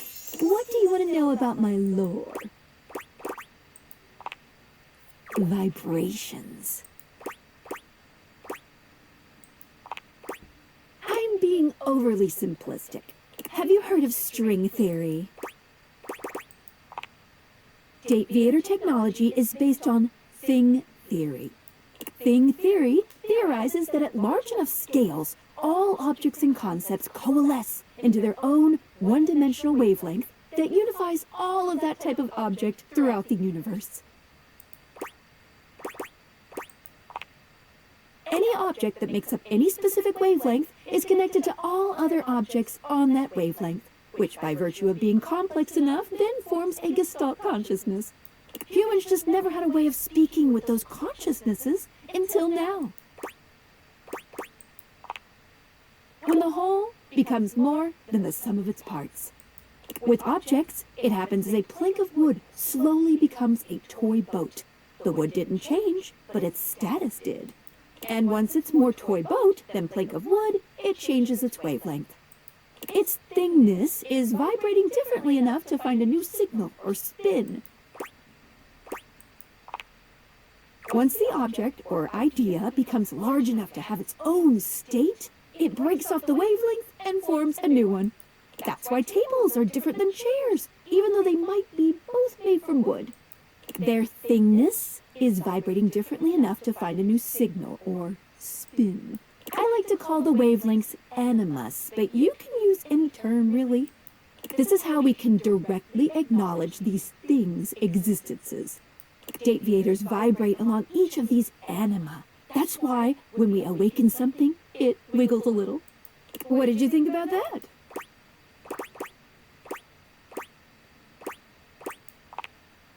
Yes. Listen, I'm glad you asked me about this. You see, my inner workings are based on some very specific tech that was created by one of Valdivian's founders. I'm going to show you my insides. You ready? Skylar points to her own Dateviators and invites you to look closely. You see there is a small space just between the lens and the earpiece. This is my suspension. It keeps these Dateviators running.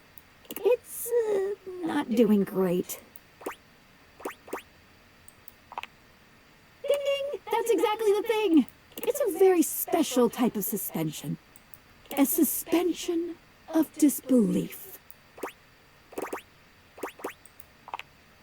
Basically, it works super hard to make everything in this little love experiment work. But it's strained, really strained, with all these wild things going on around here. Talking to objects, bringing them to life. Objects having names and hidden lives and sexy human bodies and everything. I can barely handle it. Just give it a little love. Anyway. You take a closer look at Skylar's suspension of disbelief. It's hard to be sure, but she seems pleased. You've just believed in her, so she feels strengthened. Thanks for that. It really means a lot to me. Skylar smiles warmly and lets you go.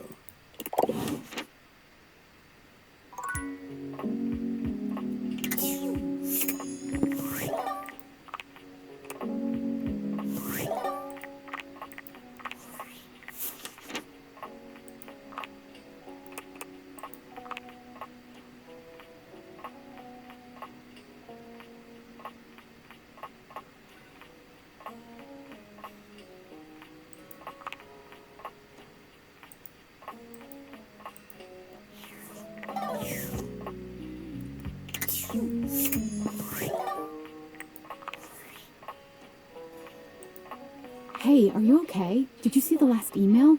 David Most talking about tracking the Dateviators to your town? I'm scared. What's going to happen if he finds you? No! I'm actually scared for you, man. Don't joke. This is serious. I guess there's nothing you can really do about this, but I don't know how to talk about anything else. It's just so much.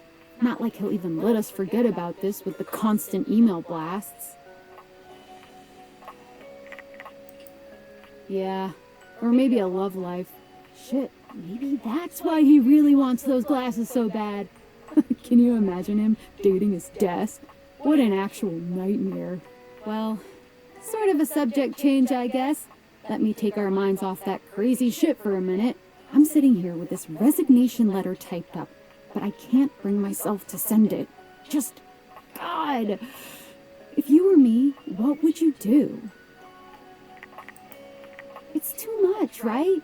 God, I know you're right. I just have to think about this. But I have to make a decision soon. I can't draw this out forever. God, I want to stay and hang out, but I'm just going to be going in circles about this, so it won't be much fun. I'm going to get some food and try to turn my brain off.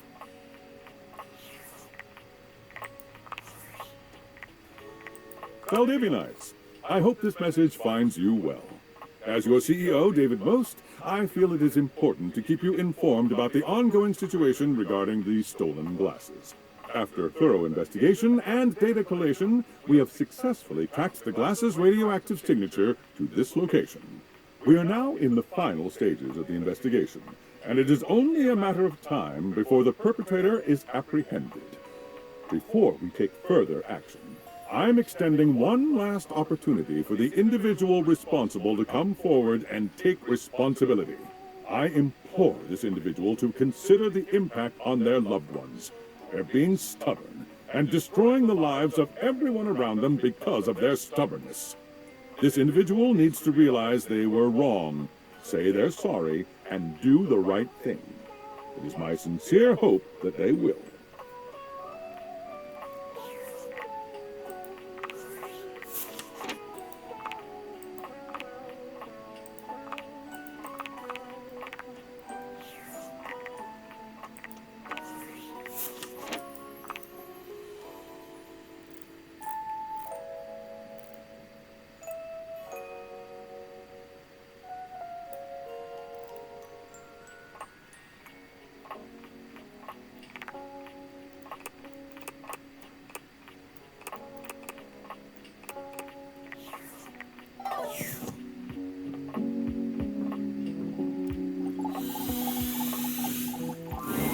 My darling, you've opened the way to my heart. Come to me. I'm not opposed to it. You have the requirements, I presume. Sorry, but Dorian can't be realized just yet. Dorian still needs to see what's going on with Sinclair. Does that make sense? Because they have an appearance to make in someone else's story. If you took them out, then you'd miss out on all the cool stories.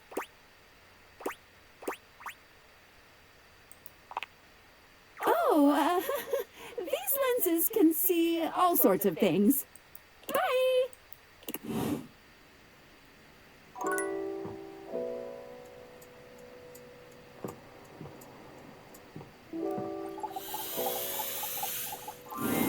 Damn, you're hot. Let me cool you a little. Whoa. I've already been on such a journey with you. I don't know if I could handle anymore. Can you really do it? Fantina, let's fill you with cheer. The spectral energy flows through your deviators, and what was once merely a fan becomes...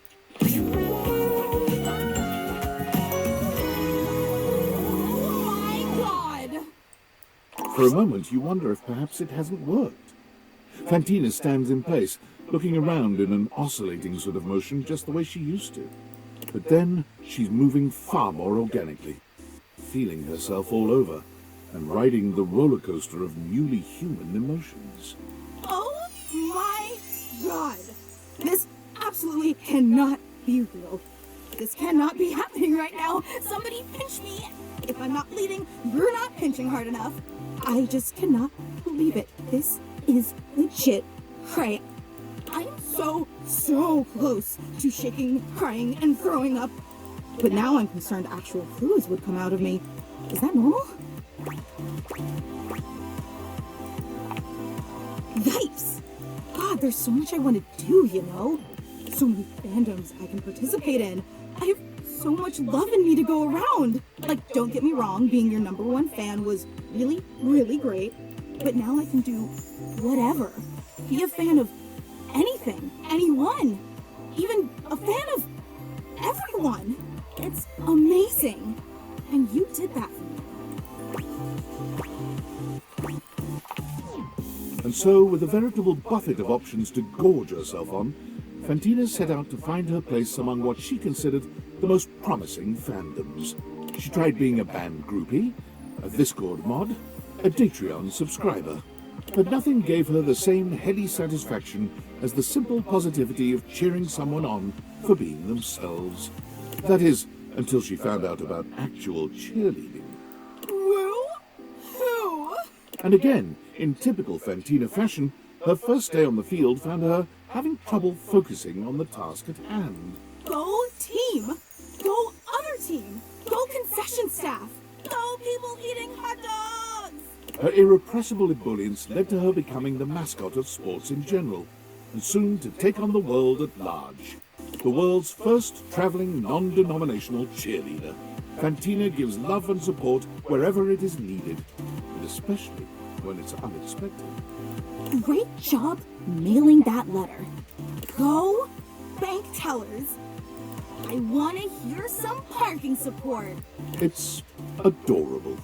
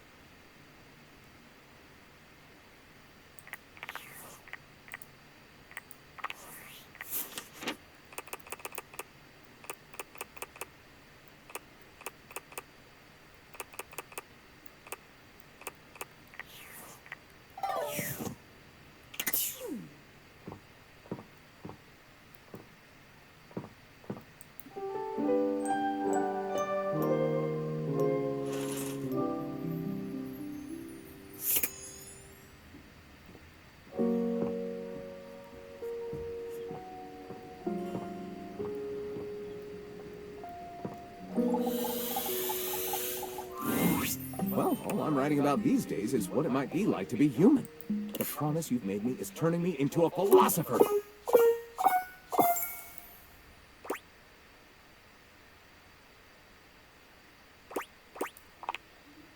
Well, hurry up then.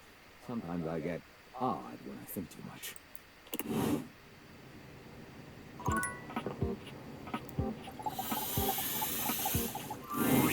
Greetings to you, co-curator. I hope you don't mind.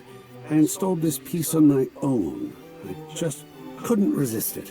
Jerry is the artist, our very own. Oh, he's so talented. Oh, hello! Hi! Greetings and salutations! Is it time? Oh, say it's time.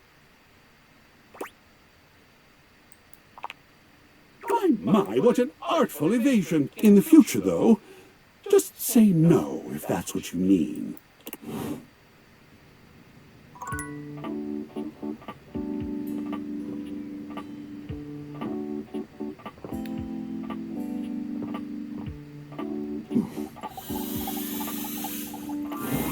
We're back. The points, the peepers. Are they enough?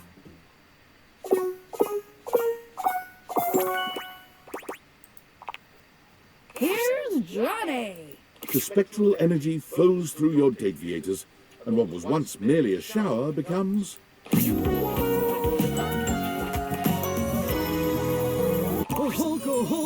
hot, low. It's Johnny, in all his glory. And it may be your imagination, but his voice sounds just a little bit more sonorous. Holy smokes! I sound as smooth as Amish apple butter, don't I? When I was told my pipes were rusty, it must have been because I was physically made of pipes. Now I got a whole ding-dang uvula down there, which is way better than a spigot. Which reminds me, you might have a plumber check out those pipes. He filled me with a lot of rust over the years. I'm gonna get out there in the whole wide world and see if I can't make it as America's next big thing. Where's the nearest sock hop, baby? Johnny quickly makes his way to the nearest audition. Any old audition will do for Johnny. It becomes quickly apparent that his voice is flawless. His style is magnetic. I got it all, baby. And his impression is spot on.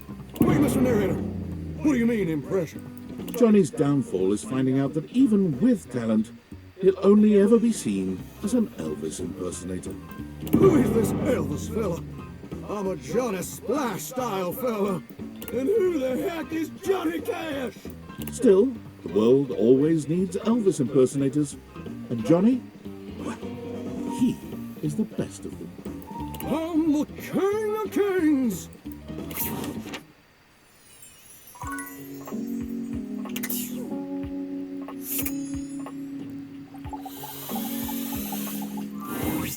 You're back!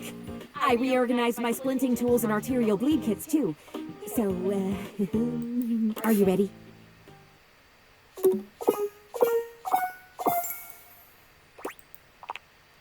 Oh, gosh. Well, back to the laboratory in the meantime.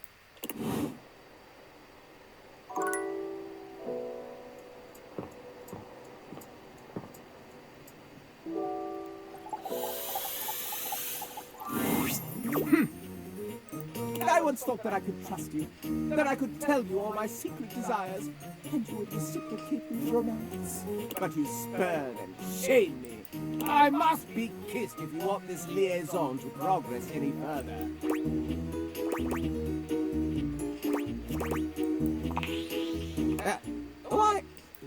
Why are you looking at me like that?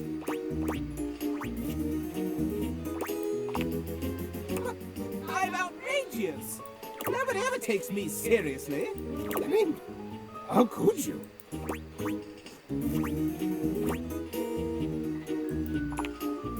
Scandal, yes, but nothing more.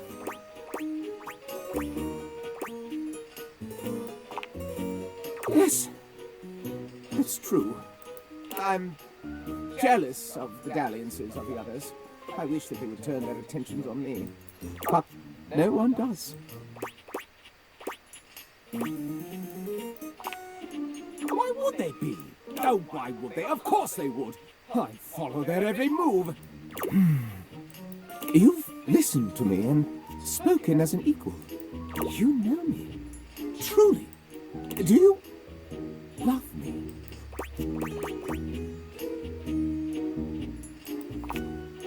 And we are in love. No scandal at all. Incredible.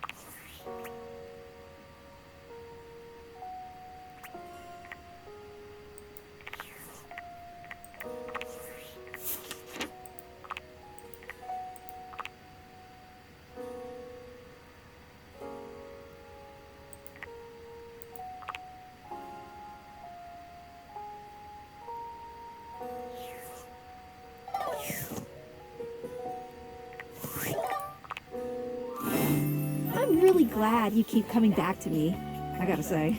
Being the tutorial lady means that people usually like to ignore you.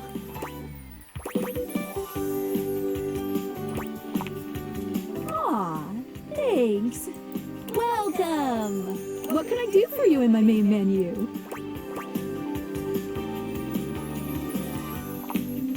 Oh, let's.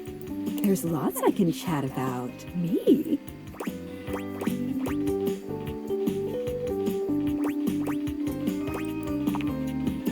My favorite subject. What do you want to know about my lore?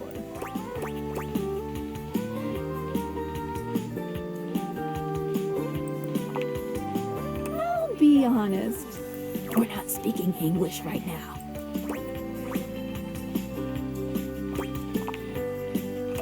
Not quite. The speeds at which objects and concepts think is both faster and slower than the rate at which humans think and speak.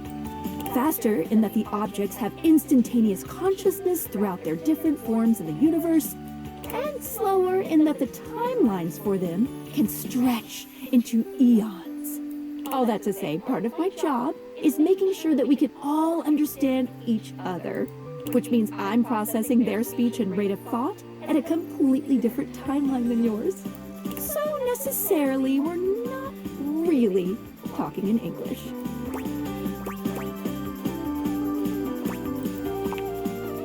Maybe one day I can teach you. What did you think about that?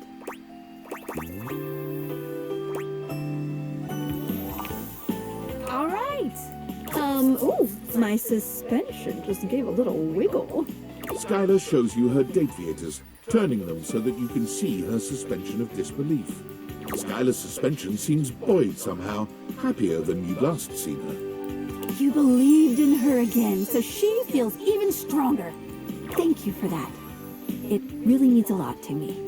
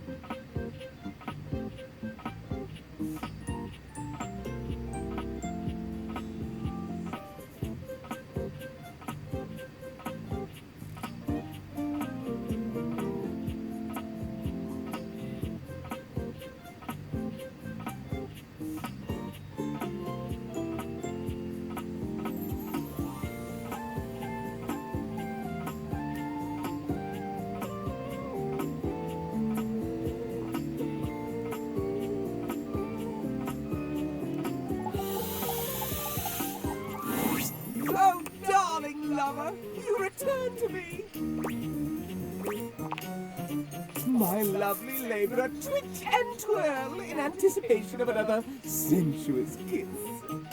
Would you like me to be astonished at the scandal you raise in this house-dom? Leaving? Why, I have some unfurnished business of my own to take care of. A lady never tells.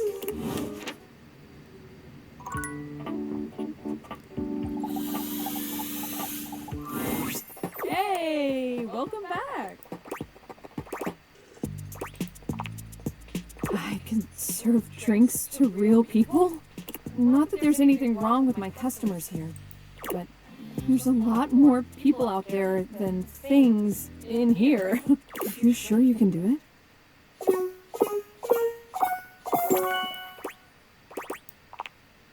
Cheers to you, Bev. The spectral energy flows through your dateviators, and what was once merely a minibar becomes...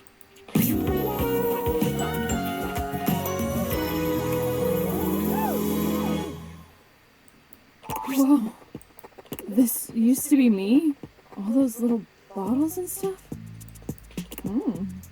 I look good. Beverly takes a swig. Oh, I burn. I burn. Oh, that does not go down smooth. Whew. Maybe my drinking days are behind me, but my entrepreneurial days are just beginning. Beverly got her start at a local bar as a barback to learn what the human drinking scene was like. But with her supreme knowledge of beverages and bubbling personality, she was quickly promoted to head bartender. By saving up some cash, she purchased a foreclosed property that she put her blood, sweat, and vodka into. I'll call it, the Tipsy Tumbler. To no one's surprise, the Tipsy Tumbler became a local favorite, packing the pub with crowds every night. It attracts the attention of franchisers, but offers to expand are all declined. Because each evening, Beverly's bar is full of smiling faces and friends everywhere. What more could she want?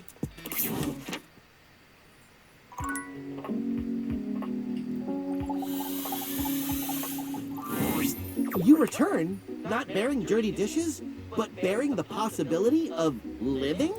Is it true? Can we do this together? Ah, well, I will wait then.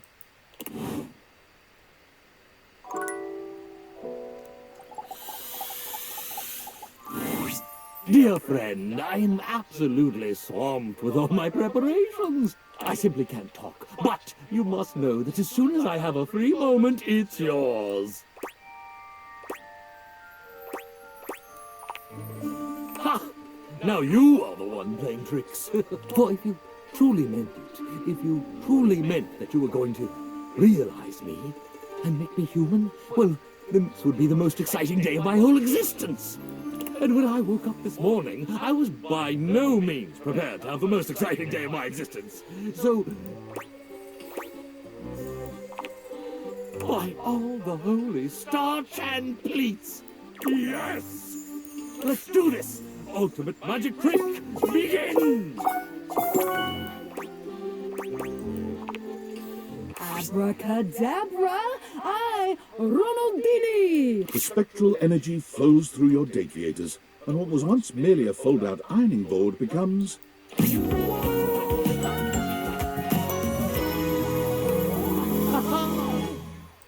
I, Ronaldini, the single greatest magician, writer, Canadian alive! I, Ronaldini, departed the next morning with his literal bag of tricks as the sun broke over the horizon. A magician by trade and in his heart, I, Ronaldini, sought out the real-life equivalent of his magicking roots. But unfortunately, he quickly proved to be rather clumsy as a human. So he got himself a job in a high-end magic shop with a secret back room where he learned about real mysticism and the real occult. Naturally, his interest was instantly piqued, and he thought, at last, I have found the calling of my new life. oh dear, he thought so. but he proved to have very little skill as a true occultist either. I, Ronaldini, became despondent. If I cannot be a true magician, and I cannot even pursue the mysteries of the occult, what is there for me? My God, what am I? What shall I do? One cold and rainy Tuesday afternoon, as he depressedly restocked the shelves in the magic shop, one of the true occultists entered in a terrifically rumpled blue velvet cape. Almost without thinking, he slipped it from her shoulders. His fingers seemed miraculously to regain some of their former dexterity, and it was merely the work of a moment for I, Ronaldini, to make that cape look new. Better than new. It looked splendid. And that's when he finally realized it. This was it. By the very next week, Ron was prepared to launch his company, Magiflat. I sell complete magical clothing press kits that will make even the most delicate or complex fabrics shine like new. You want to look your best? Then you use the best. In short order, I, Ronaldini, was no longer working in the magic shop, no longer despondent, and no longer doing the ironing by himself. Success was so resplendent, the money so plentiful, that it could only be ascribed to magic.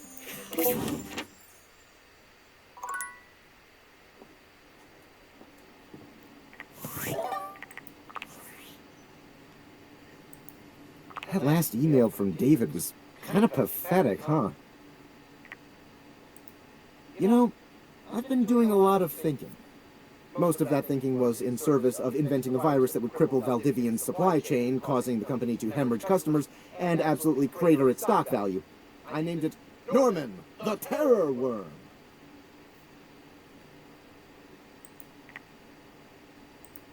It's catchy, right? Right? Like, there's some IP that clearly deserves its own spin-off franchise. But I've also been thinking about David. How behind all his bluster and ego, he's just a scared little man caving under pressure no one could handle.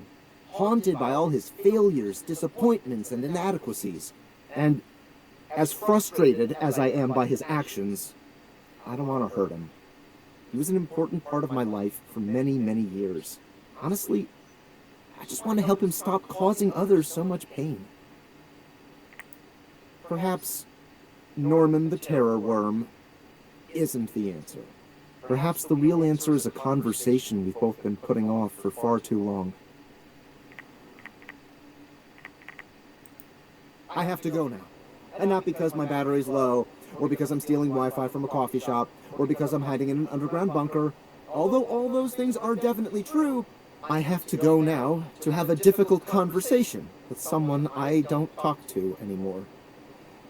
And that's scarier than Norman the Terror Worm could ever be. Wish me luck.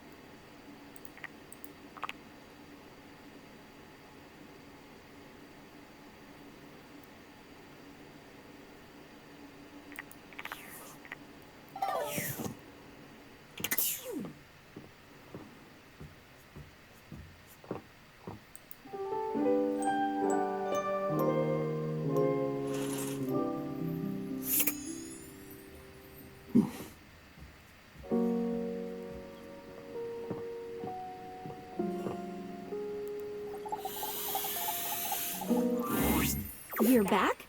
Is the case closed?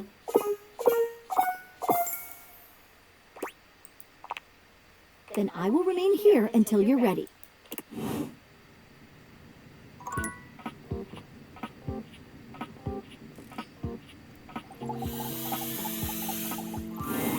Hey!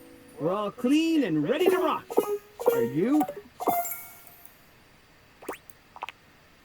Okay. That's actually really kind of you. Davy is great, and I'm great, and you're great. I am here, and I will be ready, and we'll all be really clean whenever you come back.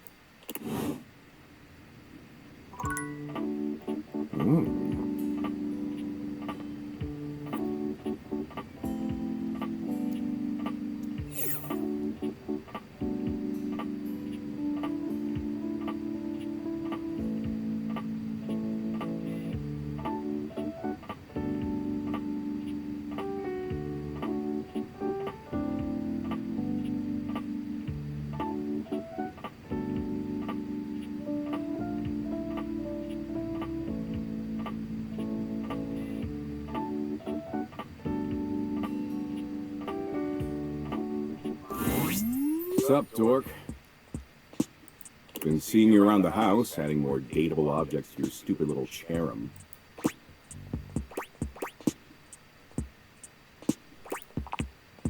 It's stupid, is all. You do something new with your hair? It looks different.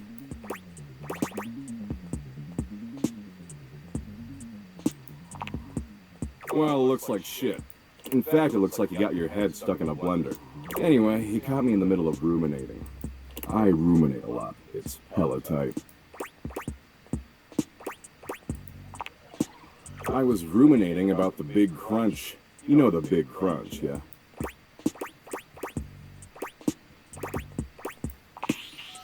Sick, huh?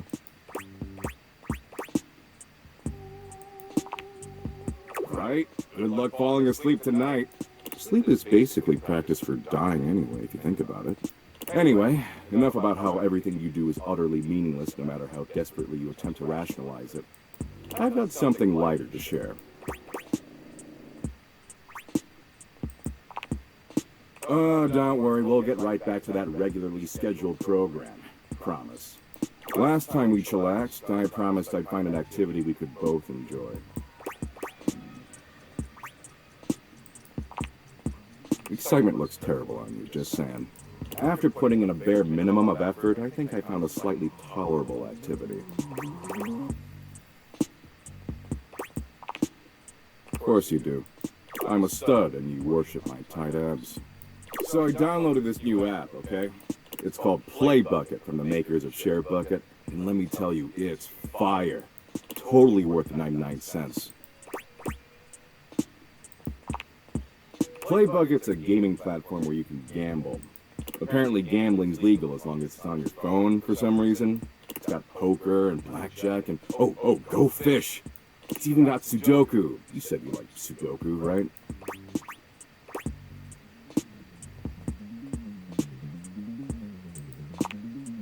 See, that's how in sync we are. The way I see it, this is a great way for us to spend time together. Potentially a lot of time together, if you catch my drift.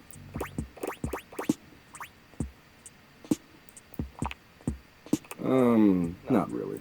See, I'm currently down about $64 million, give or take a few million. So we gotta get all that cash back or I'm gonna owe some real bad dudes a lot of money. But I did some math, and I figure if we play roughly 100 million hours of Sudoku, we can definitely get all that crypto back.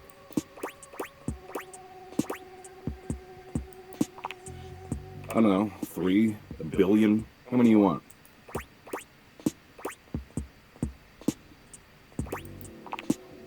Sure, whatever.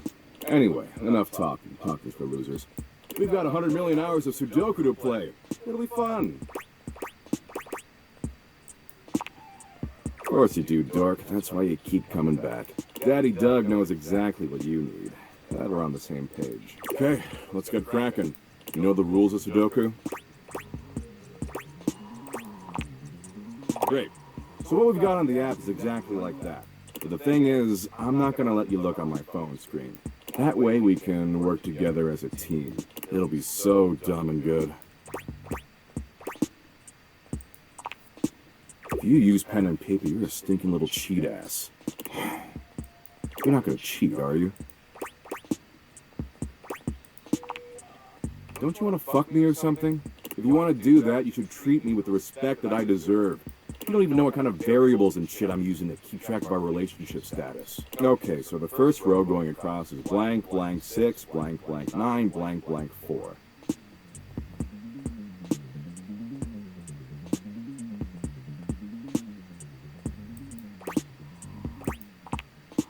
The second row going across is blank 2, blank, blank 3, blank, blank 6, blank.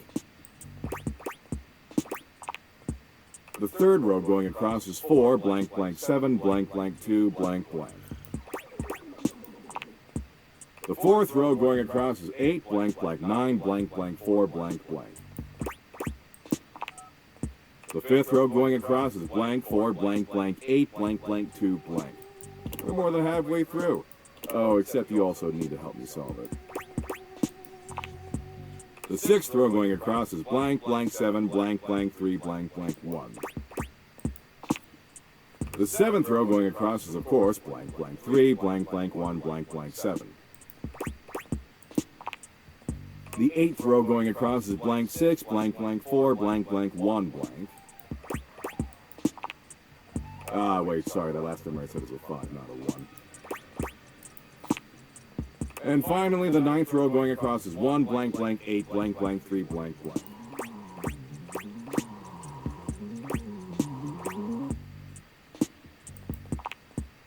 You mean you don't want to do this? Whoa. Are you trying to tell me that you don't care about me?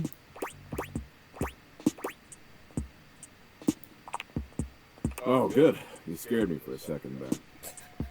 Okay, let's get cracking. You know the rules of Sudoku? Great. So what we've got on the app is exactly like that. But the thing is, I'm not going to let you look on my phone screen.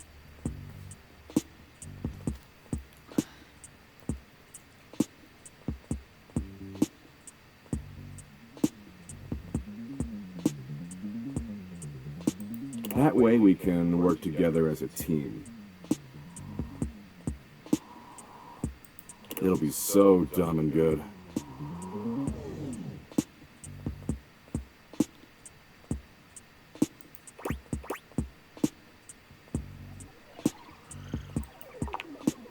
Sweet. Okay, so the first row going across is blank, blank 6, blank, blank 9, blank, blank 4. The second row going across is blank 2, blank, blank 3, blank, blank 6, blank. The third row going across is 4, blank, blank 7, blank, blank 2, blank, blank. The fourth row going across is 8, blank, blank 9, blank, blank 4, blank, blank.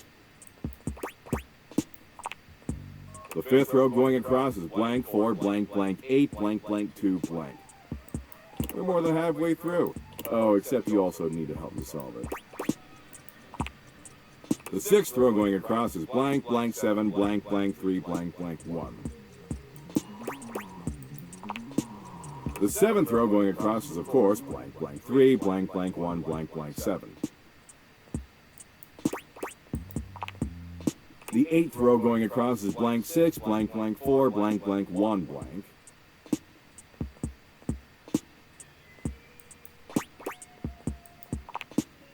Ah, wait, sorry, that last number I said was a 5, not a 1. And finally, the ninth row going across is 1, blank, blank 8, blank, blank 3, blank, blank.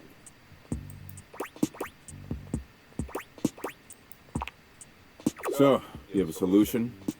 You get a cool prize if you get it right. Because you're just choosing options, it'll be easy for you to figure out the right answer from the wrong ones. So I'll ask you something specific so we know you're not metagaming. What's the bottom right number?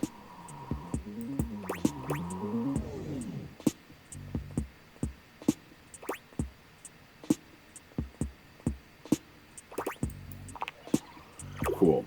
And the top left number? And now what's in the box fourth over from the left and fourth going up from the bottom?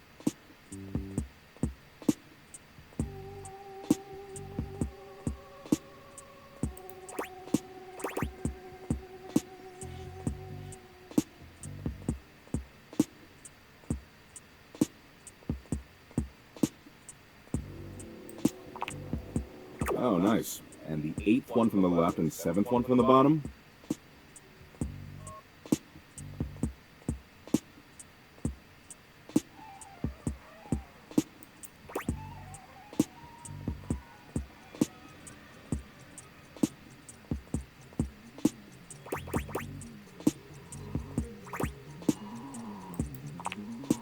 Okay, let me check your result and make sure this works.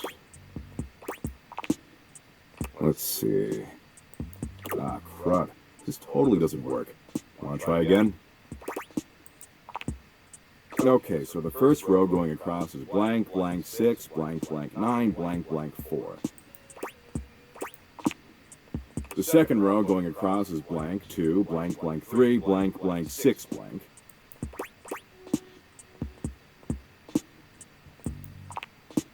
The third row going across is 4, blank, blank 7, blank, blank 2, blank, blank.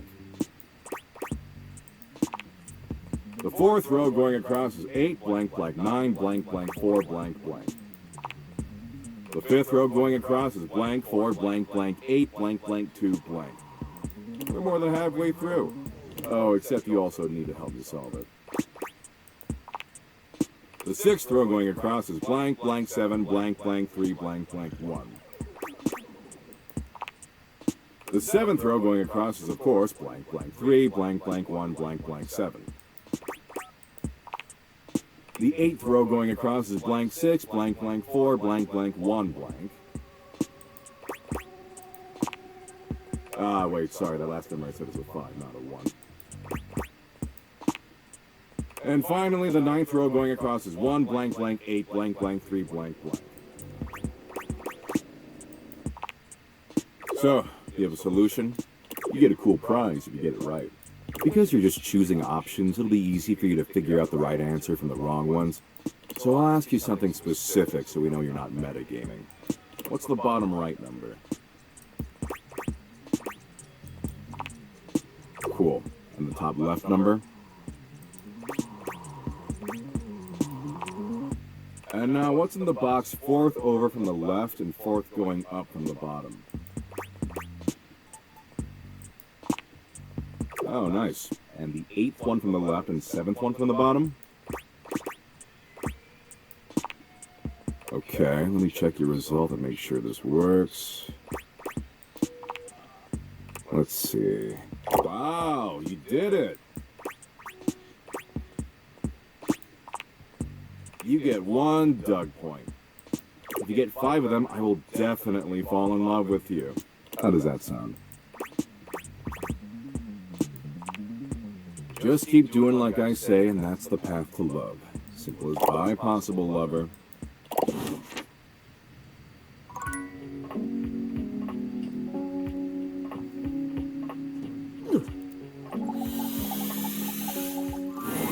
Hi, love. Wait, really? I can go do whatever I want?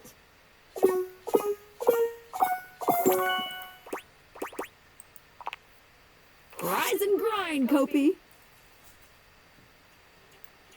The spectral energy flows through your deviators, and what was once merely a coffee maker becomes...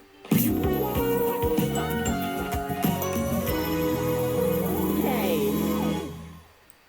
Welcome to Human Box? Kopi bristles with energy. Her ability to make coffee has increased 1,000-fold, what with having actual fingers. Okay, what can I get you? Is that some kind of drink? Kopi stands, shocked. She never figured herself the kissing type. Not the least because she hasn't had lips for very long. Okay. Extra sweetener? Her kiss tastes of mint, the sweet aroma of freshly ground coffee beans tickling your senses. It's hot. Piping hot. Sorry, but you can always blow on me to cool me down. Kopi holds your hands in hers.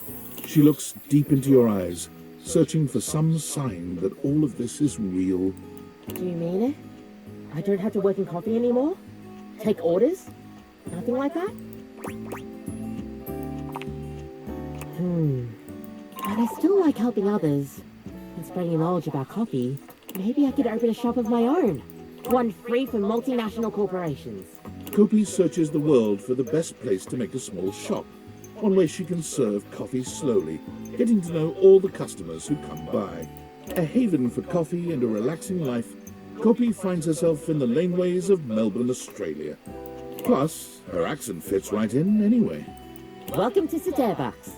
Yes, with the walls full of the sound of the Indonesian instrument the sitar, Kopi has found a way to rebrand Roofbucks with a name that doesn't sound like anything else, while paying homage to Southeast Asian culture. The coffee is poured extra slowly, and the conversations are extra long. Customers who come and visit are treated to education and elucidation on bean provenance and preparation.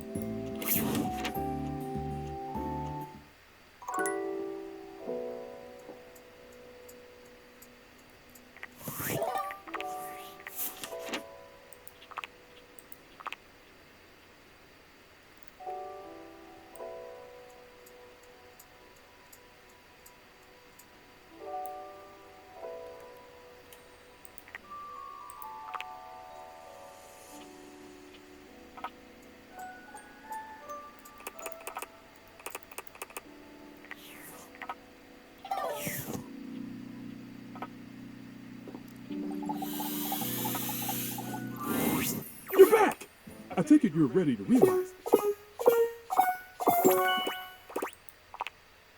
Living is served. The spectral energy flows through your deviators, and what was once merely a stove becomes...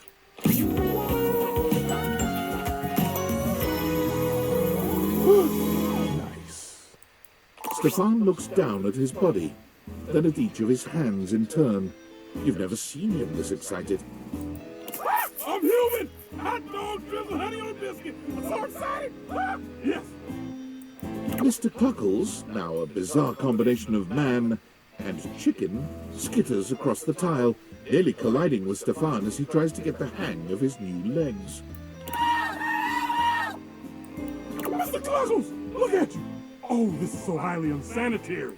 Stefan takes some time to calm Mr. Cluckles down. A chicken man running around the kitchen isn't the safest thing in the world. Okay, he's calm now, I think.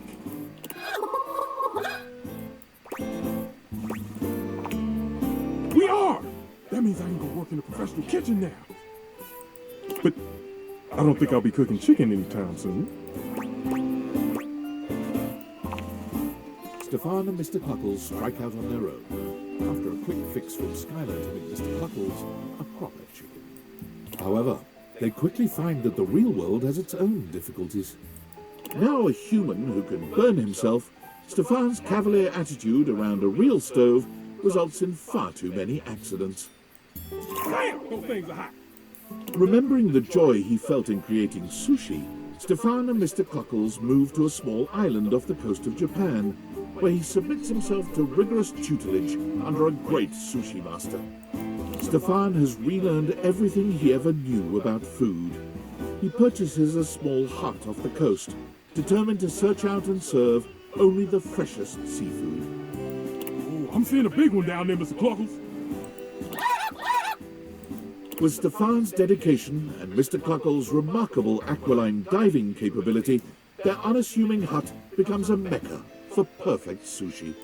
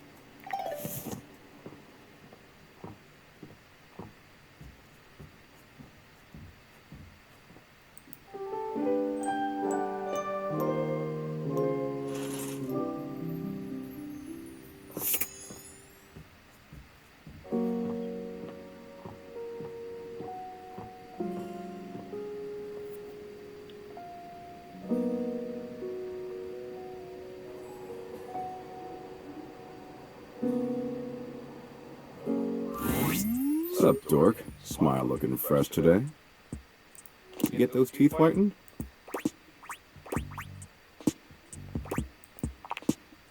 Nice. Teeth are fascinating, you know? Did you know biologists theorize that teeth were originally hardened scales on fish that over time migrated to the mouth area where they aided in grabbing and processing food? In fact, if you look at modern shark scales or dermal denticles, through a microscope they still look like teeth. So your teeth were most likely fish scales originally. Isn't that super upsetting?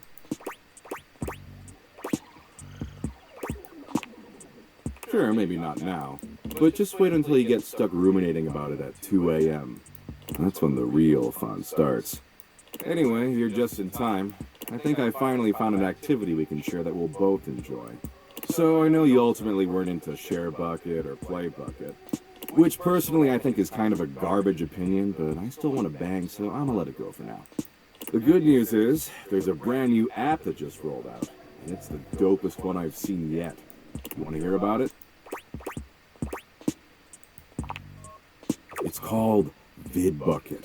It's a video app that exclusively features car crashes, really gnarly ones. And sorry, I was so excited, I kind of got started watching without you. Totally my bad. But the good news is, there's still over 253,000 crash videos we can watch together. Man, it's gonna be so tight.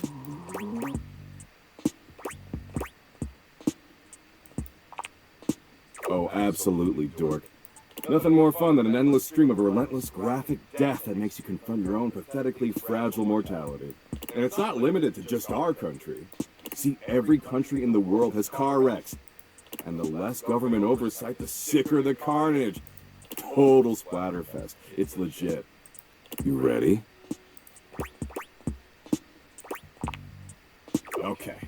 Let's get ready for senseless graphic destruction. Oh, can you press the play button for me? My ripped fucking fingers are kind of tired. They were pretty busy last night, if you know what I'm saying.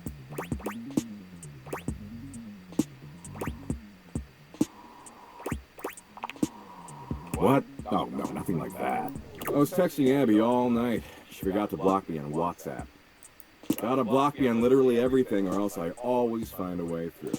I'm real persistent. Anyway, assume that was pretty clear. Man, you really need to take some fish oil subs or something. That's what I call supplements. It's trademarked. Get some fish lube in that mouth along with those dermal denticles. Because right now you're on a one-way ticket to Dementia Town.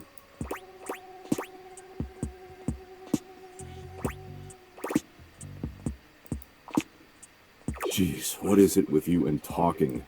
We are talking right now, blah, blah, blah, blah. Our mouths are flapping and pointless information is being exchanged. See?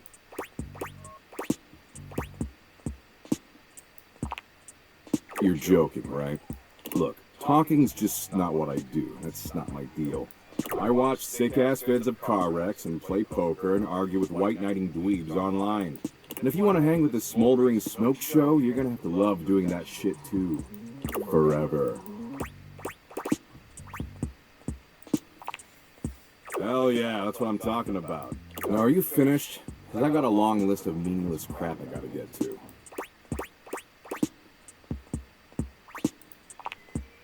Maybe later. I'm not in the mood anymore. Anywho, as much as I'd like to keep wasting time with you, I've gotta run. There's this social worker on his deathbed I gotta visit 3 towns over. Apparently he's feeling peacefully content that all his awesome earthly achievements will persist long after he's gone. And I gotta explain that the literal second he dies, a nuclear holocaust could wipe away everything he ever accomplished and he'd never even know. Baller, right? Yeah, you get it. Maybe we can meet up later, though? As like FWBs or something?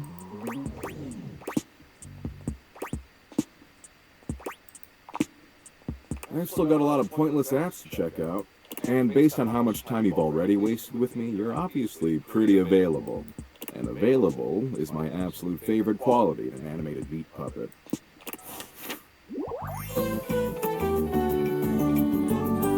Abby still won't answer her texts, so you'll have to do.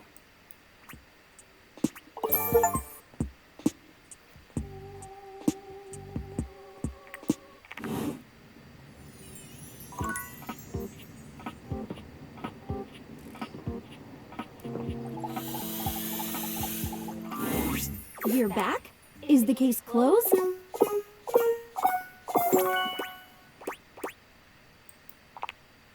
Come on, Maggie, let's solve this realization riddle. The spectral energy flows through your deviators, and what was once merely a magnifying glass becomes... Yes,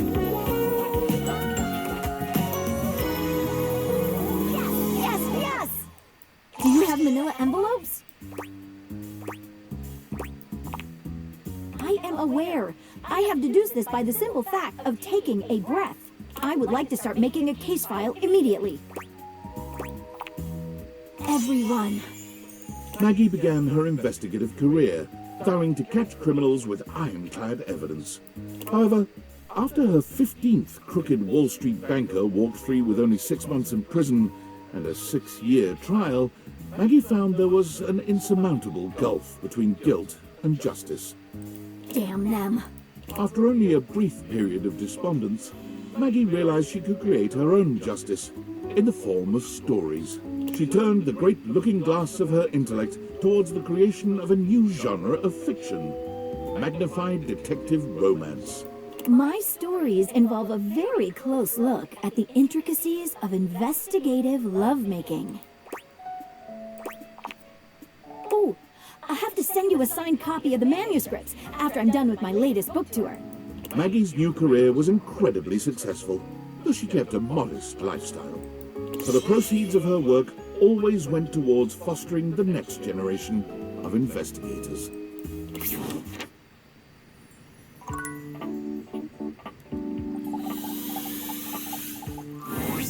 Yo! Am I gonna be cooling my body temperature down to a frosty 98.6 degrees? Alright, I'll chill till then.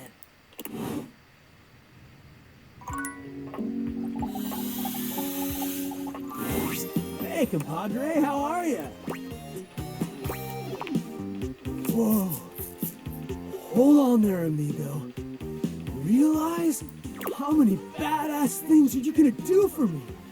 First, you wake me up, then you show me all these bodacious years I missed, and now I'm gonna get realized? Oh, I'm into it. Big time. Let's go! You ready to rock right now?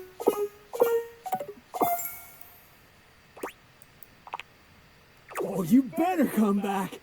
I'll be here, continuing my education, so to speak.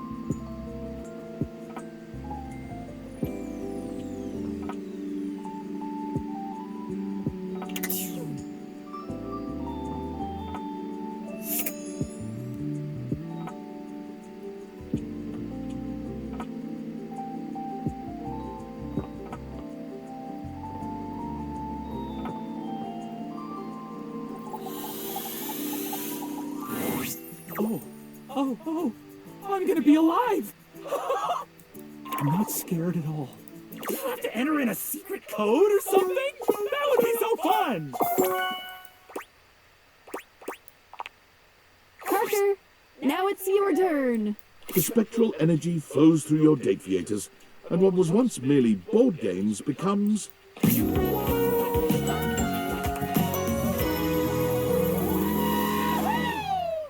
Parker spreads his arms wide, flexing his hands into fists and then pinching his fingers. He seems to be miming moving board game tokens on an imaginary board. Wow! I can do anything now! Is that a dare? You're on! I'm gonna become an umpire! Bye! Parker's thirst for rules is no less powerful as a human man.